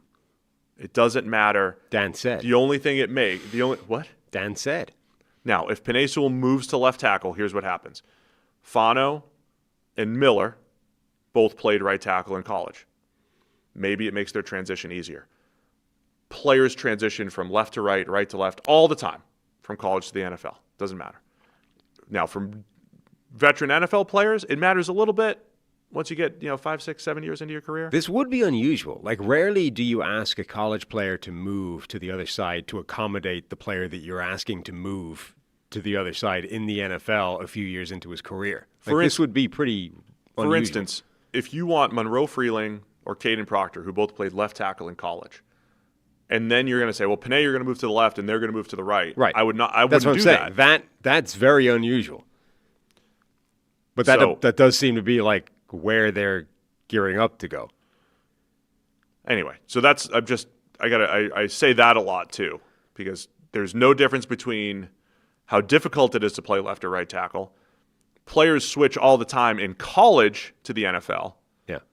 And don't have a drop off. And even like Penei had some growing pains when he had to flip, but he was fine after that. Fano's going to win this thing. So are our fans not buying into this? The floor for Proctor is the love that the Lions have for him. Yeah. Or are they putting some information out there that is misguided? The way you did tackle versus the field, the Vikings should just be Thiedemann versus the field. Okay, I like that. Okay, Fano's the pick here for the Lions at 17. The Vikings are up. We're going to go Dylan Thiedemann. For Vikings fans, we need your input. Dylan Thiedemann versus the field. Yeah, for your Harrison Smith replacement, even though they don't play particularly similarly. Have I been landing on the right pronunciation for the safety from Oregon as well? Thiedemann? Yeah. You think there might be a Thiedemann? Thiedemann, okay. Yeah. I mean, everybody that I talk to, that's not me. It's Thiedemann and Thiedemann and Thiedemann and it's Thiedemann. Thiedemann. We got it. Nailed it. By the way, he's winning against the field. He was at Purdue 2 years ago. Yeah. Max Clare was at Purdue 2 years ago. Marcus Bowe. Like, I don't even think they won a game. The Purdue team was terrible. When are they transferred away? And all of these dudes, like, they had some talent at Purdue a couple of years ago. But no QB? I forget who the QB was. Coach got fired, though. Can't have been that good if they were if they sucked with all those good players. So, like, we can't have Vikings fans complaining to us. It's closing. It was a runaway to begin with, but the more votes come in, the more it's closing with the 160 votes. It's 57%. Yeah, Thiedemann. We're not. Oh, it's a lazy pick. It's. I don't know. It's what people want. I mean, it is a lazy pick. It is, however, winning against the field. So it's also, pretty damn. There's a lazy pick in every draft. It's always There's a also lazy. some that just make sense, Like sometimes the lazy pick is the one that makes sense, and just do it. It's closing. 56. I think those safeties are pretty good value. If we get at this 200 point votes in the draft. Call it. Do you see what I'm saying about these first-round tackles? What? Blake Miller, Caden Proctor, Monroe Freeling. Like, we're not finding great landing spots here. The Panthers will be interesting. No, but it's my point is, it's the ones that it's the unexpected landing spots where after the fact you're like, okay, that does make some sense, but you're not anticipating it going in. That's where they go. I still think receivers interesting for Minnesota. I'll say this: we have the receivers. We have these 4 receivers going off in the top 16. Carolina's done a lot of work on receiver. I think Minnesota would be interesting at receiver. I think the Steelers are interesting at receiver. If some of those guys fall, I think there's some fits there, but they're coming off the board for us. Thieneman wins against the field. Thieneman's the pick. It's the Vikings pick. We didn't even have to pick other options. This is how we do it. It's our poll. Well, only when it's that obvious. Now it gets less obvious because Carolina's up. Quick, text the doctor. Sadiq's got to be an option, and therefore he can't blame us. Sadiq's an option. I think tackles are going to be an option. I think Concepcion Yes. is an option. Sadiq, the 2 tackles, and Concepcion? Yeah. Sadiq, Monroe Freeling, Caden Proctor, and Casey So the 2 left tackles. We'll just say the 2 left tackles to keep it simple, because they could be eventual replacements for Ike Ekwonu, but also short-term here. Or, more long-term. But, okay, so Monroe Freeling, Caden Proctor, Casey Concepcion, Kenyon Sadiq up here. Mm-hmm. Well done. Will, you're on top of things. Appreciate you, man. Where are the Panthers going to go here? They're going to go Sadiq, and the doctor's going to be upset, but it won't be our fault. I like Sadiq. I mean, I do like... It's the one spot on the roster that is a glaring hole. It's like the only reason you wouldn't take Sadiq at this spot is if you're like, tight end value first round, blah, blah, blah. But, by far the worst starting spot on that roster is currently tight end. Yes, Mohal reminds us the Panthers, if they drafted a receiver, they're doing a ton of work on receivers. Mekhi Lemon, Omar Cooper. If they drafted a receiver, it would be a receiver 3 straight years. Yeah. Very Lions-like, except the Lions did it all in the top 10 back in the early 2000s. And then they did it 4 out of 5 years because they were like, well, we can't not pick Calvin Johnson when he's here at 2. Right. So it's not unprecedented. Yeah, I mean, it's also not crazy. If you I never understood that as a particular criticism of Matt Millen and the Lions. It's like if you keep drafting. It's because they just never won. But yeah, well, it's because they were busts. And they missed. But if they're busts, then you need the next one. It doesn't make any sense. He was 2 for 4. Right. Hit on Roy Williams and Calvin, and then he was gone by Calvin Johnson. But right, he hit on 1 out of 3. Roy was ish. Roy Williams was good. Who was the 4th? Charles Rogers, right. Roy Williams, Mike Williams. That was BMW. That was the bad one. BMW. That was the bad bad one. He was going to be good. And then he had that 1 year in Seattle where he was good, and then that never happened again. Kenyon Sadiq's going to be the pick here for the Panthers at 19. Sorry, doctor. I have just to be clear, the doctor does not give us any information. God, no. He can't. But I've got a feeling they're smoke screen and all this wide receiver interest and that they do want the tackles. I think they could go tackle here. Same. I think that they are intrigued by the fact that they only gave tackle market here. Yeah, the fact that they only gave Walker $4 million, whatever it is, that's not a ringing endorsement, even as a bridge, option at tackle. Yeah. So they might not have a left tackle. They've got Ike Ekwonu coming back off injury, and he wasn't that good to begin with. Yeah. So, and the guy that they signed as sort of stopgap that is on $4 million. Them drafting a left tackle in the first round would make a ton of sense. Yeah, I could see that happening. Dallas at 20. Already got Jamad McCoy at corner, right, at 12. So Dallas here now. I want to put Jacob Rodriguez out there.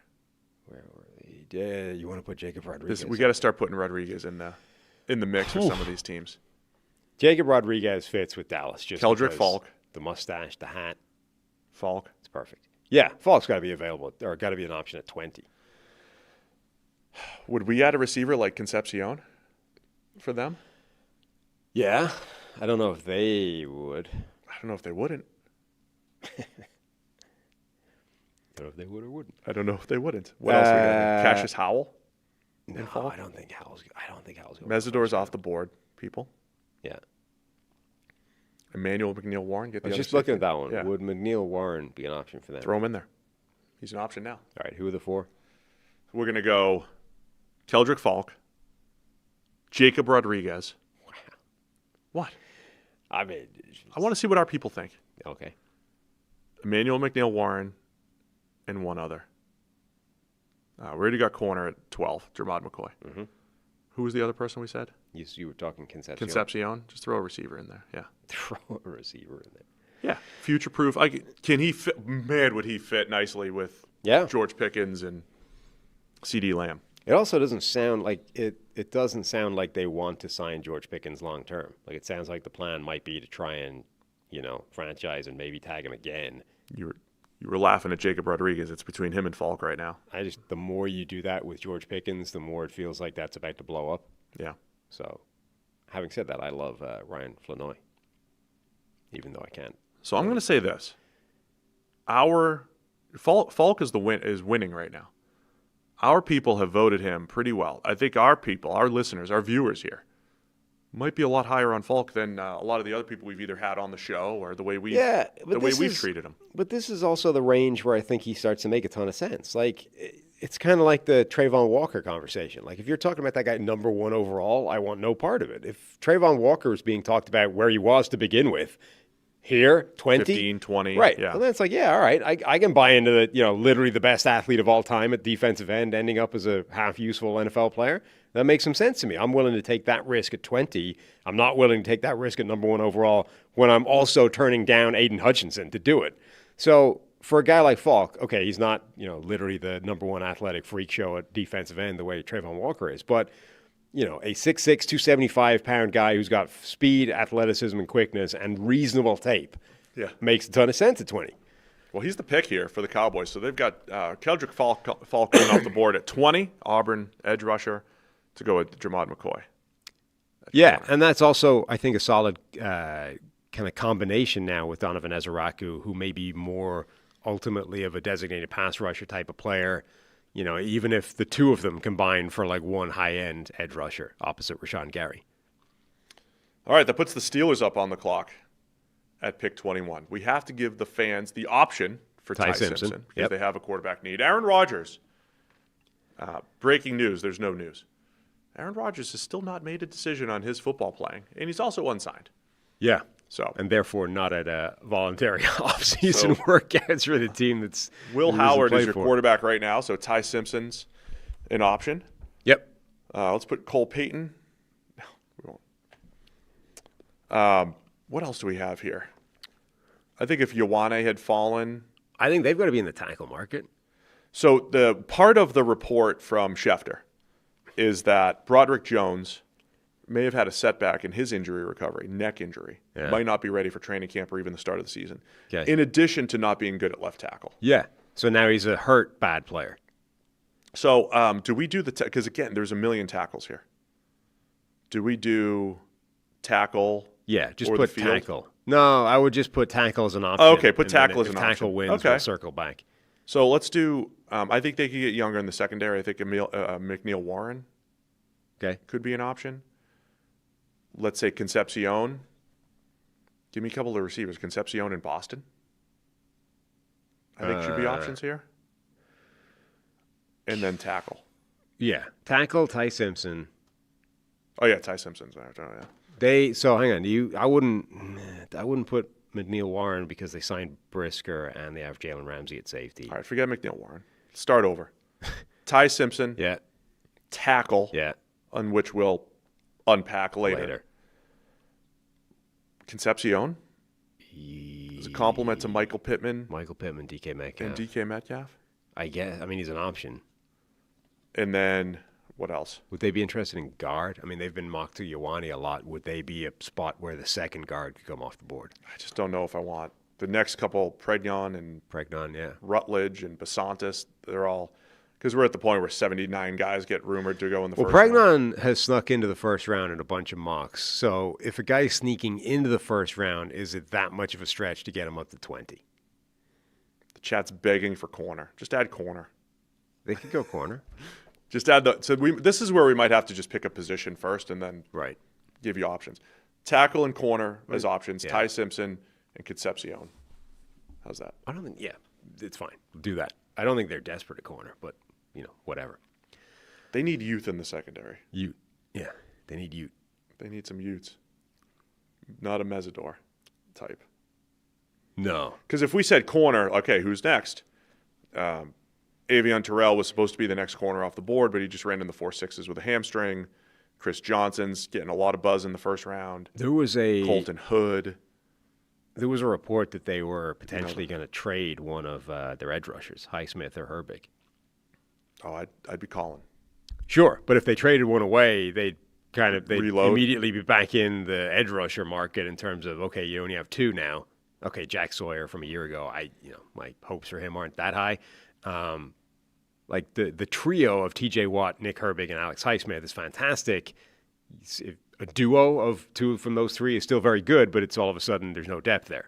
So, if they trade one away, I mean, wouldn't be crazy to replace him immediately with a first-round pick. Chat says if they need Utes, get Caleb Lomu. Utah Utes. It's good. Oh, man, it's terrible, but it's good. Look at this passive-aggressive reminder from Will. Well, we needed the poll. Now you can do. See, this is you're supposed to learn from the last time. All right, put the second part of the poll. So tackle's going to win. Okay. Put the tackles up there, and then you can do your thing. And then I'll do my my thing. So the tackles, the second poll. So we got Proctor, Blake Miller, Monroe Freeling, Ahanicher. Ahanicher over Lomu. Oh no, Lomu, Utes. Right. So Left tackle. Monroe Freeling, Caden Proctor, Caleb Lomu, and who was the fourth? Blake Miller. There we go. Right. Now you can do your thing. A quick break to talk about our friends over at Root Insurance. Root Insurance believes that good drivers deserve better rates, so they've created a new kind of car insurance that rewards good drivers in an easy-to-use app. Traditional car insurance companies focus on demographics like age, zip code, occupation, and credit score to price your coverage. But when Root offers a rate, your behavior behind the wheel gets more weight than any other single factor. They don't use occupation or education level to negatively affect your rate. While you drive, Root gathers and analyzes data from your smartphone sensors, and after a few weeks, you'll get a car insurance quote based primarily on your driving. Save up to 44% off your initial Root quote after you take the test drive. Need a tow truck, jump start, or you lock your keys in the car, Root will cover the help you need to get back on the road when you opt into roadside assistance. The Root app makes it easy to edit your coverage, update your policy, or file a claim in just 3 minutes. You get started today at Root.com. My old accent came out there for a second. I think I said smartphones. Comfortable win for Monroe Freeling. Somebody helpfully told me yesterday. Remember we were struggling with the report, the live reaction to the Dexter Lawrence Cincinnati trade. There was a report from a New York Giants beat reporter, and I was struggling to pronounce his name. And somebody said, "Here's a tip: pretend you're saying run on in a Boston accent." So, run on. Oh, run on? That's not even a Boston accent. No, well, he's pretend you're saying run on in a Boston accent. What would that sound like? Run on? There you go. Run on? That's his name, apparently. Jordan Run on? There's no real accent without the Oz in there. There's no certain way that we say. I think you gotta make on. You gotta more. Run on, but there's no it's a hard at the beginning, ruh. But it's like, and then it's an when it's in the middle. Yeah. Like Jordan, you'd say Jordan. Like my dad wears a pair of shorts. Right. I mean, it feels like you're breaking out the accent for every other. I feel like you're just not giving it the gusto that it needs. There's not like a Boston way to say run on. I think there probably is, though. You're just not giving it. They have to come out naturally. Yeah. I mean, there's a way to say Elijah Regular at Dunks. But it's like New Zealand, Kiwi accent. Like it's like every vowel syllable is just one to the left. Like an E sound for other people is an I for the Kiwis, and then an I is it's weird. They've adjusted every vowel sound one to the side. It's bizarre. It looks like the stream has frozen. We are still here audio-wise, though. What? So they can still hear us. The camera's dropped out? Oh, yeah, look at this. It's frozen there. Working on the monitor. Yeah. But we're still coming through sound-wise? Still coming through. Well, that's an unusual... that doesn't happen every day. All right, so we've got the Steelers. We'll just talk through it. Just play through it, Sam. Be a professional. The Steelers are taking Monroe Freeling. Let's assume it comes back. Otherwise, I don't know what we're doing. As soon as we started talking, refresh doesn't even solve. Oh, no. No, it doesn't. Refresh, it's still frozen. I mean, the monitor's frozen, which means something on the computer is locked up. We might be which is bad. We might be doing a part 2 here soon. Oh, man. We did have some technical difficulties this morning in that when I came into the studio, the internet was dead. So I had to reboot everything. I'm going to request that we have Will in person here this week. Well, I don't know if there's much you could like. I don't know if there's much solving to that. If the internet's decided it's died, but the internet's working because the audio's still working. Of course, it also means we probably can't. Can we do polls without video? Disaster. Anyway, Chargers are up. Chargers are up on the clock. People can hear us. I had Caden Proctor as a guard for the Chargers when I did my mock draft. You sure did. So I think that's an option for them. Since we're frozen, I can go fill my coffee up. Well, no one will be able to see anyway. Proctor, Chase, Basantis, or Pregnon are the next guards available. I'm not putting the next guard in there. Proctor is a guard. Even for the Chargers, who have I could a put desperate acute need. Pregnon. Right. I didn't hate Walt's suggestion of Caden McDonald. For the Chargers? Yeah. I mean, they did get Jamari Caldwell, the other nose tackle, last year. That sounds like a terrible suggestion. How about TJ Parker? Is there like a next edge for them? They got to think about the future at that position. Yeah. Maybe TJ Parker. I think I may have given them Falk in my latest mock. Mm-hmm. My final predictive mock of the season. You want to throw TJ Parker in there? Yeah. Let's see if the polls will still work here. That's the big question. Can we actually do polls anymore with the broken computer as it is? We could fix let's do the poll. We can do polls. Okay, so our suggestion, given that we're 21 picks into this. We can see your draft screen. Is that true? Really? No, it's not moving. No, I thought I saw the. Well, I thought I saw the mouse skip. Yeah, it is. Look. That's all that matters. They don't need to see our face anyway. This? All right. Yeah. So we're not going to move for the next, hour or so, but the screen here works. See? My little mouse. All right, get that poll. I'm going to go refill my coffee since nobody can see me. All right, what did we decide we were doing? Proctor, Caleb Proctor, Pregnon, Emmanuel Pregnon, TJ Parker, and one other player. Who was the last one? Caden? Yeah, no, we're not doing Caden McDonald. You don't want to do McDonald. No, that's terrible. You thought that's idiotic. You thought that was dumb. Receiver? Would they be in the KC Concepcion market? Throw Concepcion in there. Throw him in there. Another weapon. What's the worst that could happen? Concepcion's going to be an option everywhere because it's kind of a wild card. All right, so people could love him. Yeah, for the next, however long this takes, we're not gonna move. Do you care if I have some of this, or are you saving it? No, go for it. I was gonna go have myself some, but I didn't.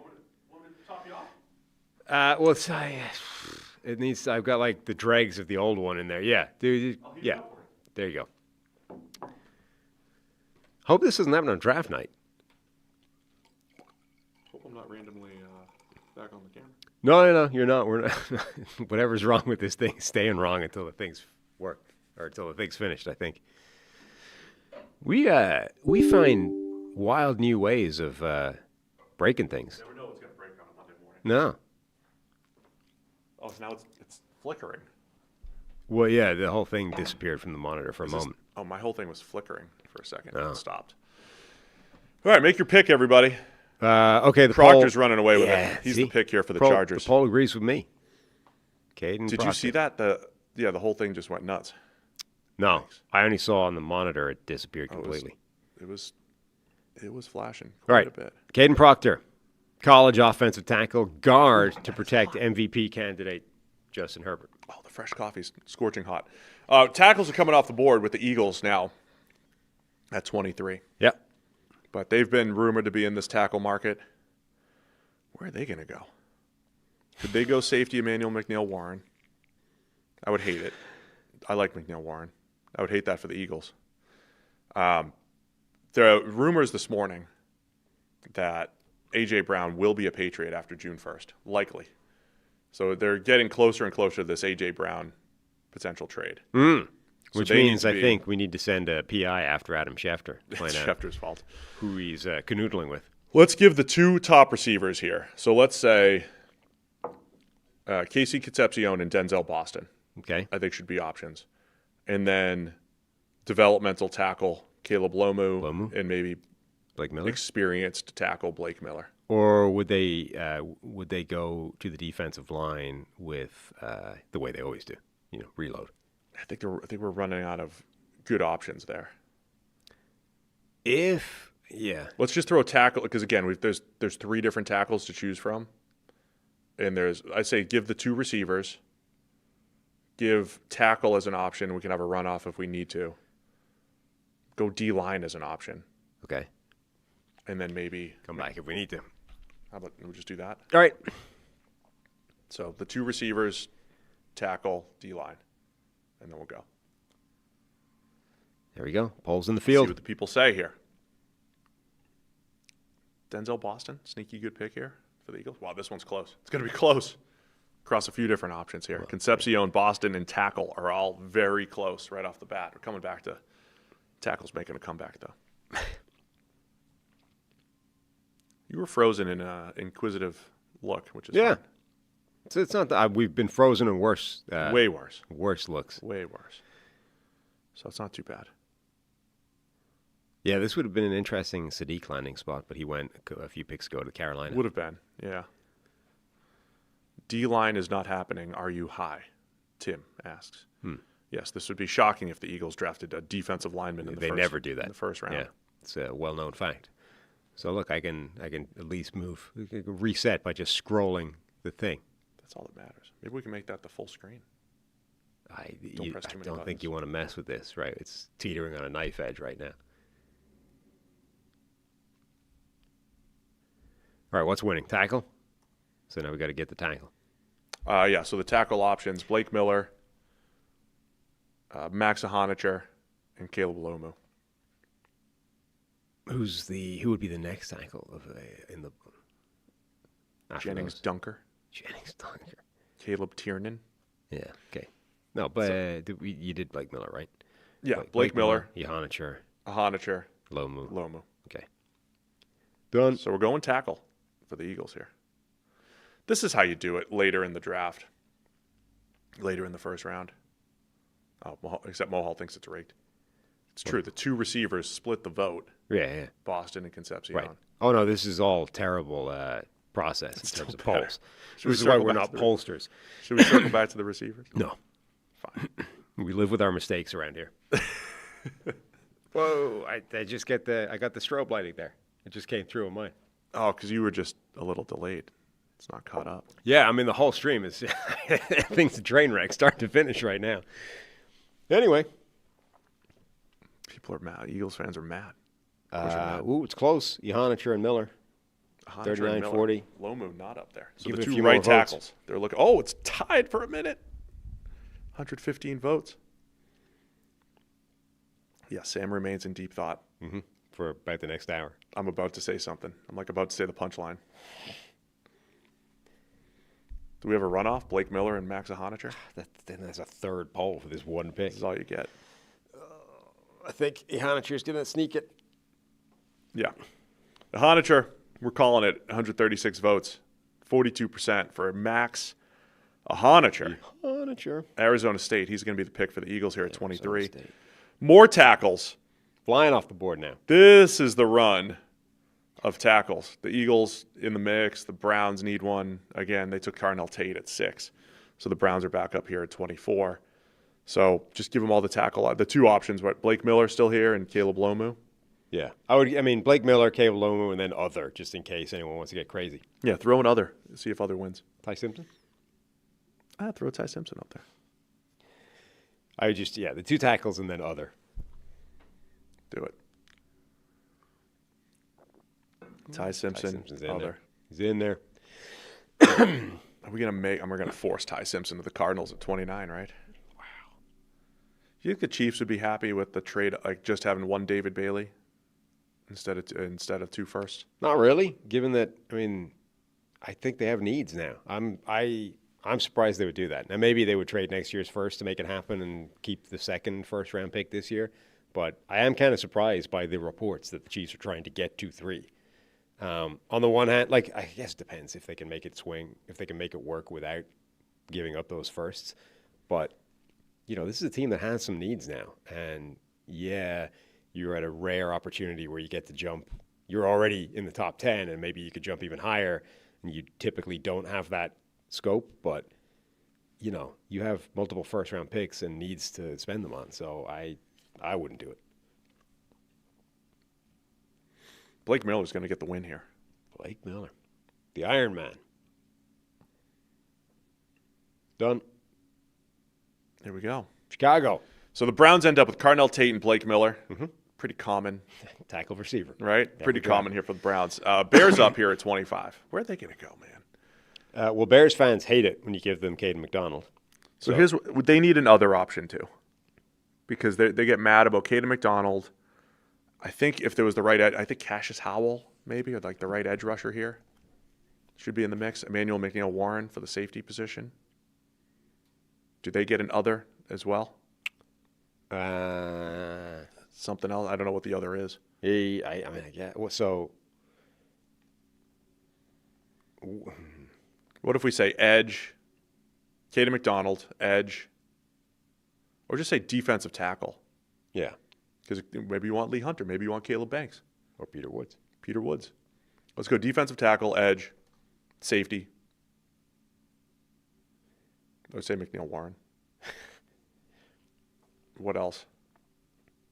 Where else could they go? Edge, defensive tackle, safety, anything. Because the offense is pretty. Maybe do they go left tackle? Just throw left tackle out there, another tackle. If they feel like they need to do that. Okay. There we go. See, somebody wants Lomu. This is what we have to do. Late in the first, you pick a position and then you gotta expand it out. Expand the list and give some options. All right. So now if it's defensive tackle, which is tied with safety, if it's defensive tackle, you can't get mad when we put Caden McDonald, Peter Woods, Lee Hunter. That'd be why did they get? I don't understand why you would be upset by that. Like those people get upset when you get an offensive lineman or a nose tackle. I mean, they just don't. That's not as exciting. I mean, they do need those. Like it's not even like the Chiefs thing, where at least you could talk yourself into those spots being fine. Like it is a need. Defensive tackle's up by 5% over safety. Left tackle's low. All right, call it defensive tackle. Defensive tackle. Give the so options. This is on you, fans. Caden McDonald, the votes. Peter Woods, Lee Hunter, and Kristen Miller. No, Caleb Banks more interesting. Yeah, Caleb Banks. Because they've had success with Florida defensive tackle, kind of with Post-Dexter. Dude, Caleb Banks' highlight reel is off the chart spectacular. Kristen Miller, I mean, could be in the mix, but you know. No, he's the fourth. Caleb Banks more fun. He's definitely the fifth rather of that group. Like Caleb Banks, and then the Caden McDonald, Peter Woods, and who was the fourth that we talked about? Peter Woods, Caden McDonald, Lee Hunter, Caleb Banks. Yeah, Caleb Banks' highlight reel tape is pretty special. Now, foot injuries and the fact that it's a highlight reel as opposed to his baseline is what it is. But he's the type of guy I could see a team talking themselves into. Meanwhile, Caden McDonald running away with it. Of course. It is pretty concerning that apparently the foot injuries for Caleb Banks, it's been the same foot all 3 times. Yeah. That's not good. For a guy that's 3, whatever he is. There's a lot of stress going through that foot. McDonald? Yeah, McDonald's going to be the pick here. So that's your fault, not ours. We didn't do it. That's the fans. The fans have chosen. We gave you multiple options to get out of that. We gave you a different position and a different defensive tackle. So it's your fault. All Bills. Right, Buffalo Bills at pick 26 here. I think they're another one. We could say edge, defensive tackle if they want to go back that way. Because I don't know if it's the position so much as, hey, if the right guy, like if Caden McDonald was there, I think he'd be interesting for the Bills. Has Concepcion come off the board yet? No. Right? Would they go receiver? Is that too much? They don't have a 2. No, he's still. Casey Concepcion is absolutely an option for them. I've loved the Cassius Howell pick for them. Yeah. So let's say. I love Cassius Howell, but I kind of feel like he's going to fall out of the first round. I know. What if we said Concepcion, Howell, a couple teammates? Emmanuel McNeil-Warren. I don't like really any of their safeties. Yeah. So for this fit, it feels like more we could pick the players, I think. Yeah. Because they're not going to go tackle. Depends on what they need here. Oh, Jacob Rodriguez. Yeah. I've really liked for the Bills. Yep. It's good optionality here. What's the 4? Emmanuel McNeil-Warren, Jacob Rodriguez. Casey Concepcion, and Cassius Howell. Okay. Will's on top of it. He's on top of everything here. This is going to be a fun one. I'm going to tweet this out, see what people think. Ooh, Concepcion winning big early. This has become like, because again, some people are going to love him. This has become like a BPA feel for them.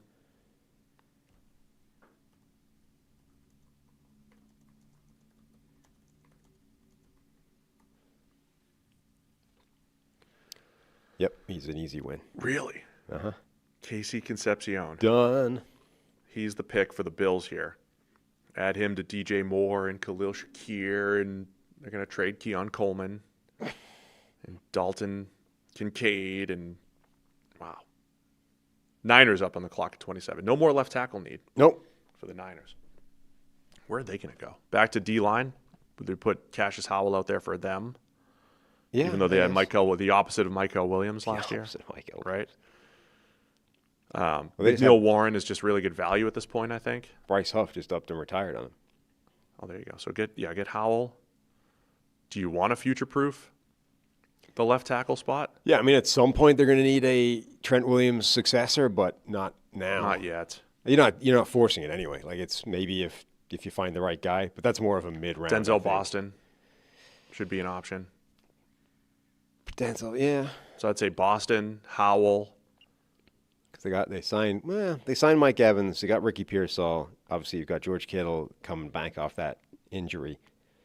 Christian Kirk is on the roster. Demarcus Robinson is on the roster. Tight end's kind of a sneaky need for them. Put Stowers out there? Stowers would be interesting. Throw Stowers in there. I kind of wonder where his ceiling is. I don't know. In terms of draft. I don't know. So guard is a need. Starting guard, potentially. Throw Pregnon out there. Yeah. When people talk about Keelan Rutledge and Chase Basanta sneaking into the back end of the first. This is the kind of range they're talking about. Yeah. Just throw guard out there and we could give you the options. Right. So let's say guard, Cassius Howell, Denzel Boston. Is there a corner that you would like? So they've got Renardo Green, Lenore, Upton Stout. The corners are fine, but it feels like, you could upgrade any of them. Yeah, man. I don't know. They got Green in the second round 2 years ago. I don't think they're going to see that as a need. Right. Safety, they could upgrade. McNeil. They definitely need a starting safety. One, I think. I put McNeil Warren in there. Right.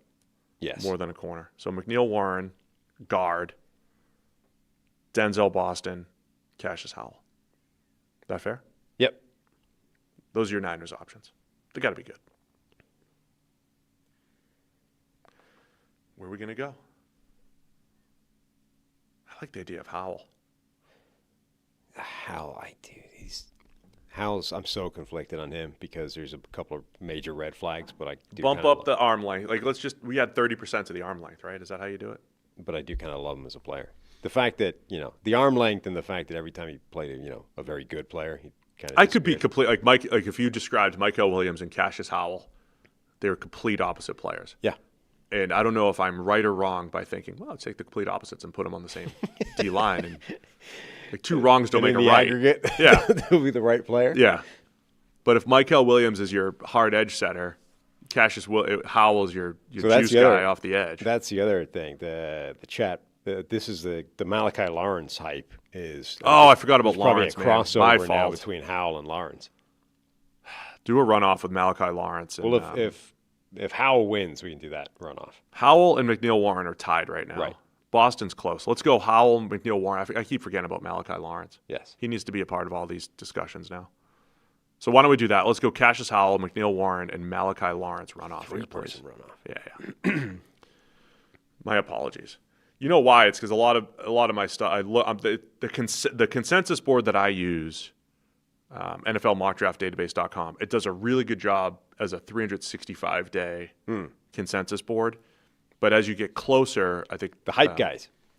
There's other it's slower on some other players. Well, it doesn't. Yeah, it doesn't keep track of the guys that are starting to consistently pop into the bottom of the first round, even though they're ranked 50 on the consensus board. Now, Lawrence is up to 39. I'm just saying, he's favored to go in the first now, and you're just not. But that's Zion Young. We're probably at the point where we just have to say edge. We pick Howell. I've been picking Howell. I'm sorry. Edge. It should just be going forward because there's a few Zion Young and Malachi Lawrence. There's a few different few different people here. New poll coming up. I'm still frozen. And will be We'll get for this, the remainder of the show. Malachi Lawrence, Will, is who we need. You're good. You're doing a great job, Will. Producer Will, trying to work the entire feed, getting the polls out there, doing a great job. Trying to get him in studio here if we can talk the brass into it for draft weekend. Yeah. I mean, I don't know if there's any fixing the computers deciding to seize in this way. I know. Might not help. Even when you're in situ. What's the poll say? McNeil Warren. So, yeah, you see the people are upset with you again because you've done the split the poll thing. Well, at some point you have to pick a player. Mm-hmm. At some point you got to pick a player. The edges are stealing votes from each other. You're right. I do think McNeil Warren is the bigger need and probably the better player when you look at, where everybody fits. They have Malik Mustafa and Jair Brown. Yeah. And Jair Brown was one of those have guys their flashes at various points, but Brown was one of the guys that came out of that truly awful draft class that they put together, Yeah. where they picked like 4 times in a row at the bottom of the 3rd round or whatever, and all those players were terrible. It looked bad at the time, and with hindsight, it only looks worse. Yeah.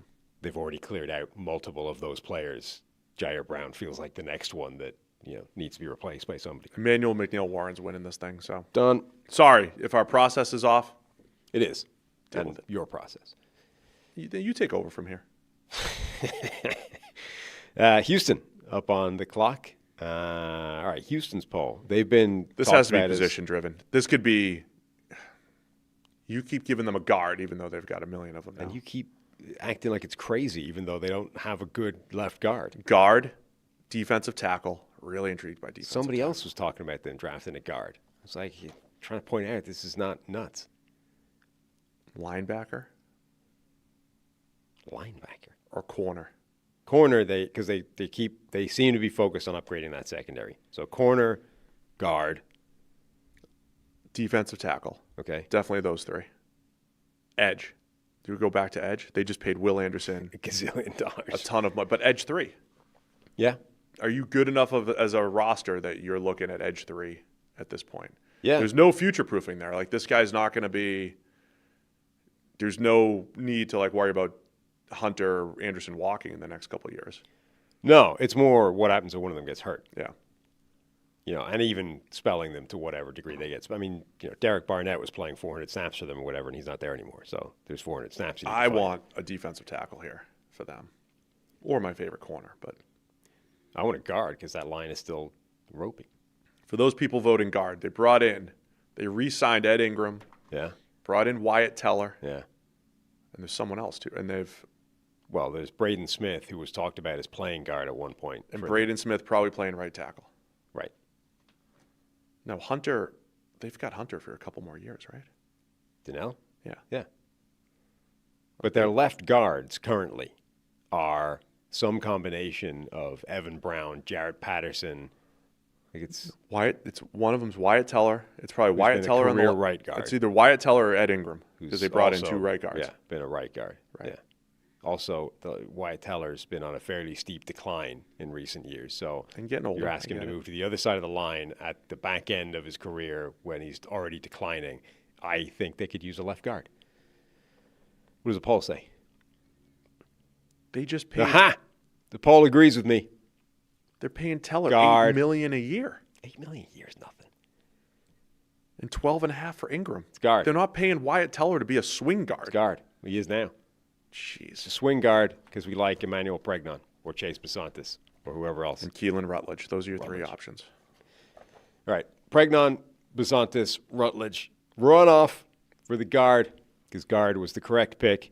The people have agreed with me. Ridiculous. Texans fans.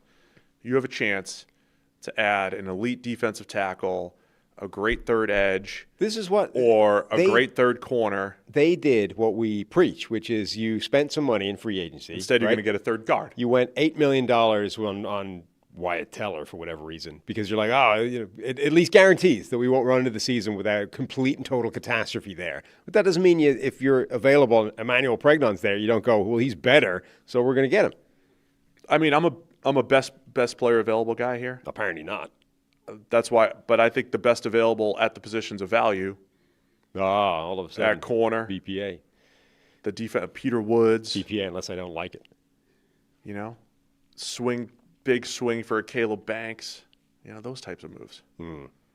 Caleb Banks might not be able to walk. It's fine. It's fine. He'll be great with Hunter and Anderson. Just tape it up.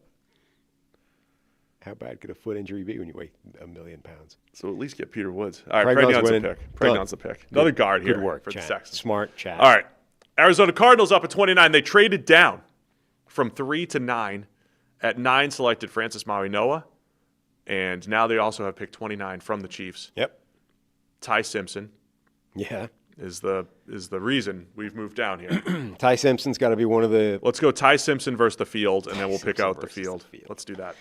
Do you want Ty Simpson here, chat? Fine. Bearing in mind you also pick it wherever they are, 37? They have 33. 33. I believe. 37 is Giants, right? Ty Simpson versus the field. Ty Simpson, 48 votes in, is running away with it. Wow. This is why those news stations can call counties like an hour into the voting. It's like, look, when you're 3X, we can project this thing out. Ty Simpson's going to be the pick here for the Arizona Cardinals. Yeah, it's starting to look that way, all right. It sure is. 65, it's narrowing, but not enough. This is your mock, people. Arizona Cardinals. Taking Ty Simpson at 29. Would you be happy? Maui-Noah and Ty Simpson if you're a Cardinals fan? Would you be happy if you're a Chiefs fan? David Bailey instead of 2 picks. I don't know. That's the one that's interesting. Like trading up and turning 2 first-round picks into just David Bailey. It's a big thought exercise. Thought exercise. All right, Ty Simpson. How far down? There we go. 37. Dolphins are up on the clock at pick 30 here. They went. Where did they go? They had Monsoor Delane at corner. They did. To start, I think they should have. Is Concepcion still available? No, he's off the board. No, he went to the took Bills. him to Buffalo. Denzel Boston should be in the mix here. I think for the Dolphins. And what else? The top wide receivers available. Jeremy Bernard is next on this consensus board. Over Eli Boston? Stowers, depending on what you're talking about. No, I think After Boston. Yeah, after Boston. Eli Stowers, depending on what you view him as, whether it's wide receiver / tight end. Chris Bell. Well, why don't we say wide receiver, edge? They need any sort of D tackle because that's like the next value plays. And then another player. Look, there's a million people that are getting talked about. Could sneak into the bottom of the first. Somebody mentioned that with Chris Brazzell the other day. Like it was put in. It was just a sort of throwaway line as part of like a news report. It's like Brazzell, potential. Oh, I saw it. Yeah, Toby. Day 1 player. Or whatever. Toby put him in there. No, that wasn't what I was looking at. It was like somebody mentioning a news report that mentioned Chris Brazzell, and he was referred to as like a potential late first-round player. 89 potential first-rounders. Yes. So let's say wide receiver, edge, defensive tackle, and what else? I'll just throw tackle. There's still a couple tackles that could be value. Okay. To pick those positions. Wide receiver, edge, defensive tackle. There you go. You're the man. Will. Pick a position, then we'll expand it out. I'm making hand motions nobody can see. Nobody knows. It's like we're doing radio. It's like we're doing a podcast. It's like we're merely podcasters again. It's like back in the day, where there's no video component. We were just sitting there in a small room with the headsets. Tops, just looking ridiculous. Yeah. Didn't matter. Wide receivers running away with Gotta be. All right, so then we got to go redo the wide receivers. Denzel Boston. Jeremy Bernard. Chris Brazzell. Chris Bell. Yeah. Did we skip over somebody there? Yeah, Zachariah Branch maybe. No, didn't I just list somebody else that was... Ted Hurst? No, he's not going to first. Those are your options. Yeah, okay. Denzel Boston. Pick a receiver, people. Jeremy Let's go. Bernard. Chris Bell. Fans want for the Miami Dolphins. And Chris Brazzell. Oh, Stowers is who you brought up. Yeah, he's a tweener. Someone suggested Pons. Would you want double corner here? Pons plus. Wouldn't be crazy. I mean, they've got so many needs, so they could do pretty much anything. It wouldn't be They bad. got a corner. If you're asking about corner, they already got a corner at 11 earlier in the draft here. But it wouldn't be nuts to see them go corner to corner. Now, only in terms of their wide receiver room is abysmal, but it wouldn't Like, they could use it. I have a feeling I know where this one's going to go. Yeah? The guy that's running away with it, Bernard's barely got any votes. Wow. No one's buying late Bernard first-round haters. hype for Jeremy. I love Jeremy. Yeah, Boston wins in a landslide. Completely agree. Tuttle, that they Green Bay history says they'll double dip at corner and receiver. They usually do. They're big double, even triple dippers. Triple dipped at receiver the year they got Equinemius. Mm-hmm. They got There's no way you can name all three. Marquez Valdez-Scantling. Yeah. And the other receiver that year, I am blanking on. Yeah. I may have been drafted higher than both of those guys, actually. I liked Equinemius. Who was the third receiver that year? You're acting like you know. No. I just said there's no way you were going to know it. They went Jair Alexander and Josh Jackson at corner. Yeah. 1 year, back-to-back corners. Oh, they love double always dipping. they consistently do the double Big dip double deal. dippers. You, no longer a double dipper. You're not. No, I've been You've learned. admonished. You have learned. 2018 draft. Let's see. Who's the other receiver? They were all like round 4 and later, right? Equinemius in the 4th, Valdez-Scantling in the 5th, and there was one other. So, yeah, that year they went. They double dipped on corner at the top of that draft, and then triple dipped on receiver later on. That could happen You this want a year. school? Yeah, give me the school. Missouri. The speedster that would never materialized? No, that's not even helping. I'm bad. What happened? Who was it? Jamon Moore.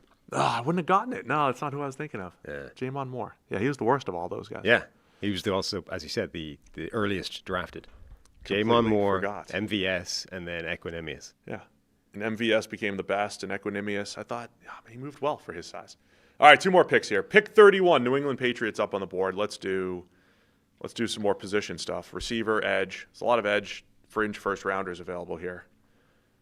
Do they go tackle, throw tackle out there? Like, who's left? Lomu?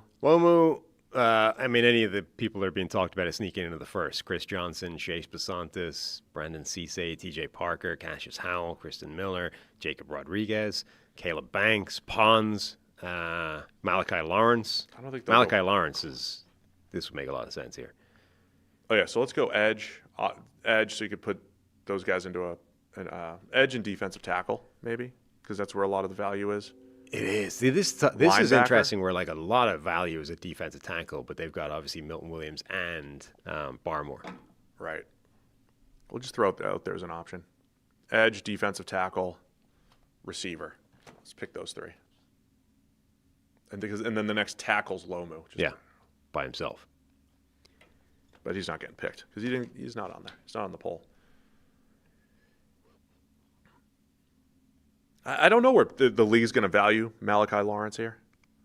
Here. This would be, I could see New England, Seattle. It's either of those two. Seattle replacing Boye Mafe. Mm-hmm. Edge is winning by a mile. All right, let's go edge. Let's give all the edge options. TJ Parker, Malachi Lawrence, Zion Young, and Cassius Howell. Yeah. That's probably your next. Yep. That's the group. That's the group. You got some Gabe Akis fans. He is. He's the favorite prospect of one of the people on our video list. So I haven't seen who the selections have been. Yeah. For a lot of them. I can't wait to see. We got to do that after this, by the way. Our intro. Oh, we do. Yeah, we do. God willing. We can unfreeze. I'm excited by that video. Hopefully it'll be out tomorrow sometime. But we have, how many are we up to now? Like 40 people or whatever that have replied with their favorite and prospect. a couple stragglers. A few people that have kind of screwed us along the way that aren't sending them in. We've lost some viewers since we froze. Yeah, because Malachi Lawrence is going to be the pick here for the New England Patriots. He's running away with this edge voting. Interesting that his rise here, TJ Parker's fall, Cassius Howell's fall, because they were both expected to go mid-first at one point. So Malachi Lawrence is going to be the pick here for the Patriots at 31, puts the Seattle Seahawks up at 32. Yep. They will, I would say corner should be an option. Edge should be an option for them. Yeah. Defensive tackle, I think, because the value is there. The value's there, but they're just loaded there too. Yeah, but I think they can find the spots. I mean, this is a team that likes that. And then what else? Guard again. They do need a right guard. Sure. So give them so let's say guard, edge, defensive tackle, corner as you're the best. Will. The final pick of round 1. I like the edge group, the corner group here. This is going to be interesting because corner looks like it's going to win it early. It is still early. But then we could be looking at Chris Johnson, D'Angelo Pons, Avion Terrell. No Jadarian Price option. I don't think that they're drafting a running back in the first. I don't think a running back other than Jeremiah Love's getting into the first. That's their biggest need. Yeah. And I know it's a weak running back class, and they don't have a ton of picks. I think they love to trade out. Right. I just don't think the fact that they could actually use an edge, a corner, like not because they need starters, but they need some serious depth at both of those positions. I would be really surprised if a second running back gets into the first round. Even picking these corners is going to be challenging here. So corner's winning. So here are potential options: Avion Terrell, yep, D'Angelo Pons, Chris Johnson, and the next one is it Colton Hood, right. Keith Abney, Cisse, Brandon Cisse. I don't know. So definitely Avion Terrell. Definitely Hood's highest on the consensus. Definitely Chris Johnson. Definitely. Who was the third one you mentioned? Pons. D'Angelo Pons. And then one of whoever. Colton Hood is probably the next guy, right? Yeah, go Colton Hood. Treydon Stukes is he's another. Could sneak in the first round. Up to 92 could sneak into the first round, guys, now. Pons would be so much fun here. It's not going to happen, but he would be a lot of fun. I think that's all agents too. Could sneak into the first. Is that what you would do? If you were an agent, would you just be sending out texts all day that, hey, my guy could sneak into the first? Hearing it. Absolutely would. Stop mocking us, Howell. Bills fan. Upset. Chris Johnson winning slightly close between him and Avion Terrell. He's the one, like if I'm, what did I do? I don't know what I did in my predictive mock. He gave up a passer rating of like 15 last year. Like his numbers were off the charts insane. I could absolutely see Chris Johnson as the pick for the Seattle Seahawks at 32. Well, good, because it looks as could our fans and viewers. It's happening. This is your mock, people. Clicking the button now. And this is the final pick. Chris Johnson is going to be the pick for the Seattle Seahawks. You guys got a B+. Well, that was just the Ravens. Oh, okay. This is the full results. So there we go. Oh, look, this actually fits onto a full screen, one of them. Like, we don't have to... There is your mock draft, people. The former entity, or the entity formerly known as PFF, their like wrap-up screen doesn't fit on one thing like this. You got to scroll. It's good. Good product development there, PFN. Nice job. All right, that's it. No Jacob Rodriguez, no Peter Woods. A lot of people still around here. As always happens, right? First-round caliber players we would have loved to take in the first round, around for day 2. Right. It's always going to happen. I mean, that's why that some of the most coveted picks are those ones, at the top of the second, where it's like, oh, look, these are the guys that slipped out of the first. Now jockey for position to go up and get them. Teddy in the chat, yes, we're doing draft bets. We've got a bunch in. We'll go through the final bets on Wednesday. Check the mic at the33rdteam.com. Check the mic at the33rdteam.com. The laminated draft board will be finalized on Thursday.